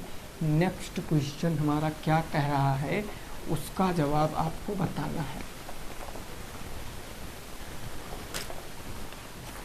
अगला क्वेश्चन देखो ज़रा, नेक्स्ट ये कह रहा है आपसे कि यदि x की पावर 4 प्लस 1/x की पावर 4 बराबर आपको दिया गया 322, तो आपसे पूछा क्या है, आपसे पूछा x माइनस 1/x का मान क्या होगा, x माइनस 1/x का मान क्या होगा, ये आपसे पूछे है। ये बिल्कुल आसान क्वेश्चन है, इसमें घबराने की कोई ज़रूरत नहीं है। आप इसको कैसे लगा सकते हो, तो मैं आपको बताता हूँ तरीका। आपको वहाँ पर पावर 4 का मान दिया गया है, पावर 1 पर पहुँचना है, तो 4 से 1 का अभी तक तो कोई फार्मूला आपने पढ़ा नहीं होता है, बट उतना लंबा फार्मूला आपको नहीं याद रखना। आप सबसे पहले पावर 2 में जाओ, ये जो लिखा है हम क्या इसको x² प्लस 1/x² का होल स्क्वायर कह सकते हैं, भाई बताओ। पावर 4 हो जाएगी तो ये बन गया a प्लस बी का होल स्क्वायर, मतलब ये बन गया x की पावर 4 प्लस 1/x की power 4, a² plus b² plus 2ab, 2 into x² plus के 1/x², समझे। x² से x² कैंसिल, यहाँ पर देखो इसका मान कितना दिया गया है 322, तो ये हो जाएगा 322 प्लस में 2, और ये किसके बराबर आ जाएगा, ये आ जाएगा x² प्लस 1/x² की पावर 2 का मान आ जाएगा। 322 में जो 2 जोड़ोगे तो 324 आ जाएगा, ये आ गया 324। स्क्वायर हटाओगे तो इधर रूट आ जाएगा, और इधर आपका बचा क्या, ये मान आ गया x² प्लस 1/x² का मान। रूट 324 का मान 18 होता है, यानी हम कह सकते हैं कि हमारा x² प्लस 1/x² का मान कितना आ गया, 18 आ गया। पावर 4 से हमने पावर 2 का मान निकाल दिया, पावर 4 से पावर 2 का मान निकाल दिया। अब हम पावर 1 का मान निकाल लेंगे, कैसे, तो ज़रा आओ देखो। x माइनस 1 था तो हम इसको कह सकते हैं x माइनस 1/x का होल स्क्वायर। अब इसका होल स्क्वायर करेंगे तो a² प्लस b² और माइनस में क्या होता है 2ab, 2 into x into 1/x, यही ना होता है। तो आप देखो यहाँ पर x से x खत्म, इसका मान रखोगे, इसका मान निकालना है तो ये x माइनस 1/x का होल स्क्वायर, इसका मान हमारा एज इट इज़ रहेगा। x square plus 1/x square का आपने मान निकाला 18, ये 18, x से x ख़त्म है माइनस के 2, तो ये आप देखो यहाँ से आ जाएगा x माइनस के 1/x का होल स्क्वायर बराबर कितना बचा, 18 से 2 जाएगा 16। अब स्क्वायर हटाओगे तो इधर रूट आ जाएगा, रूट 16 का मतलब 4 इस क्वेश्चन का राइट आंसर होगा। यानी x माइनस 1/x की वैल्यू क्या आ जाएगी, 4 आ जाएगी, नोट कर सकते हो 4 हो जाएगा इस क्वेश्चन का बिल्कुल सही जवाब। कितना आ जाएगा भाई, 4 आ जाएगा इस क्वेश्चन का सही जवाब। ठीक है ना, समझ गए ना, कोई दिक्कत नहीं है। ये क्वेश्चन बहुत रेयर केसों में आएगा आपके पेपर में, बट मैंने करा दिया क्योंकि कुछ भी छोड़ना नहीं, हमें बिल्कुल तैयारी के साथ जाना है। कोई भी क्वेश्चन हो हम आसानी से उसको लगाएंगे। क्लियर बात, चलिए नेक्स्ट अगला क्वेश्चन देखिए, अगला क्या कह रहा है उसको ज़रा समझिए। देखिए लगभग मैंने सारे चैप्टरों से क्वेश्चन लिए हैं, हर एक चैप्टर को मैंने नज़र में रखकर इस मैराथन को बनाया है, और ये वो क्वेश्चन हैं जो आपको कोई नहीं सॉल्व कराता है, जल्दी छोड़ दिए जाते हैं क्योंकि ये क्वेश्चन थोड़ा सा लेंथी बैठते हैं, लेकिन मैं आपको सारे क्वेश्चन कराता हूँ। अगला क्वेश्चन क्या कह रहा है उस बात को समझिए।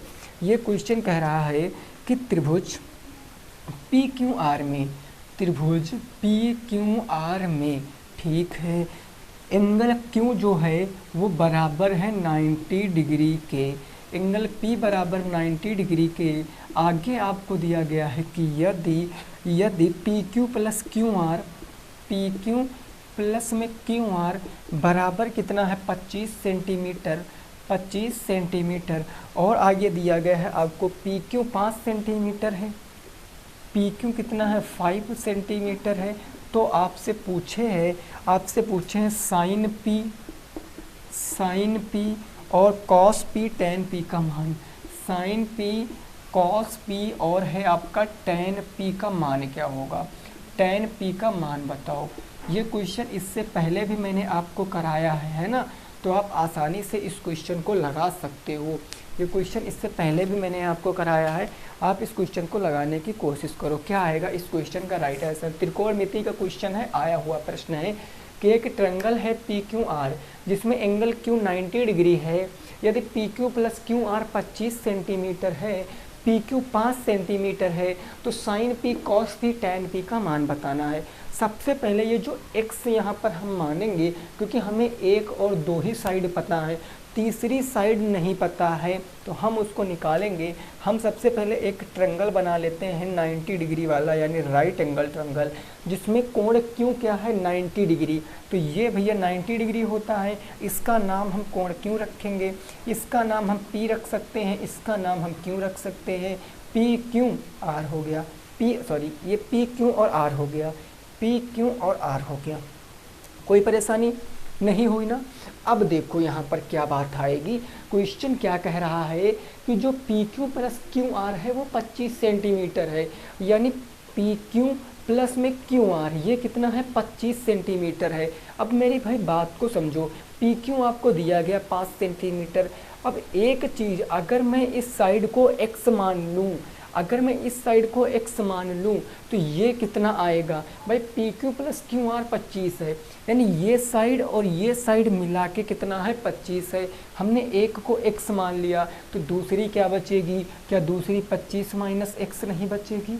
भाई बताओ, अगर इन दोनों का सम करोगे तो वो कितना आना चाहिए, 25 आना चाहिए। तो अगर मैं इन दोनों का सम करूँगा x प्लस 25 माइनस के x, तो x ख़त्म, यानी 25 आएगा कि नहीं आएगा। और क्वेश्चन में भी यही कह रहा, तो कहने का मतलब यदि हमने एक x माना तो दूसरा 25 से कम हो जाएगा, 25 माइनस x हो जाएगा।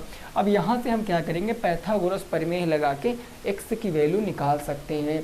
भाई ये 90 डिग्री है, 90 डिग्री के ठीक सामने भुजा कर्ण होती है, तो ये हो जाएगा कर्ण का स्क्वायर, कर्ण का स्क्वायर यानी 25 माइनस x का स्क्वायर बराबर किसके होता है, लंब स्क्वायर प्लस आधार स्क्वायर, x स्क्वायर प्लस 5 का स्क्वायर। तो ये हो जाएगा x स्क्वायर प्लस 5 का स्क्वायर, ये a माइनस बी का होल स्क्वायर मतलब a स्क्वायर, 25 का square 625 plus B square X square minus के 2ab, A square minus B square A square plus B square minus के 2ab, 2 इंटू 25 और into B कितना है, वो बी है आपका x है ना, माइनस के 2ab। उधर ये आ गया एक्स स्क्वायर और 5 का स्क्वायर कितना हो गया, 25 हो गया। अब यहाँ से आप x का मान निकाल सकते हो, प्लस का एक्स स्क्वायर और ये एक्स स्क्वायर कैंसिल, भाई 25 दूना 50 माइनस के 50x हो गया। देखो माइनस के 50x बराबर 625 जाएगा माइनस हो जाएगा, तो 25 इधर था माइनस में आ गया 625, तो ये कितना बच गया, माइनस के 50x बराबर माइनस के क्या 600 बच गया, माइनस से माइनस ख़त्म, 5 से ये ख़त्म, तो x बराबर कितना आ गया, 12 आ गया, x बराबर 12 आ गया। अब x का मान आपने प्राप्त कर लिया, मतलब QR कितना था, RQ कितना था, तो ये 12 था और ये कितना आ जाएगा 25 माइनस 12, भाई यहाँ माइनस कर दोगे तो ये 25 माइनस 12 यानी ये कितना आ जाए 12 3 15 10 25, ये 13 आ जाएगा।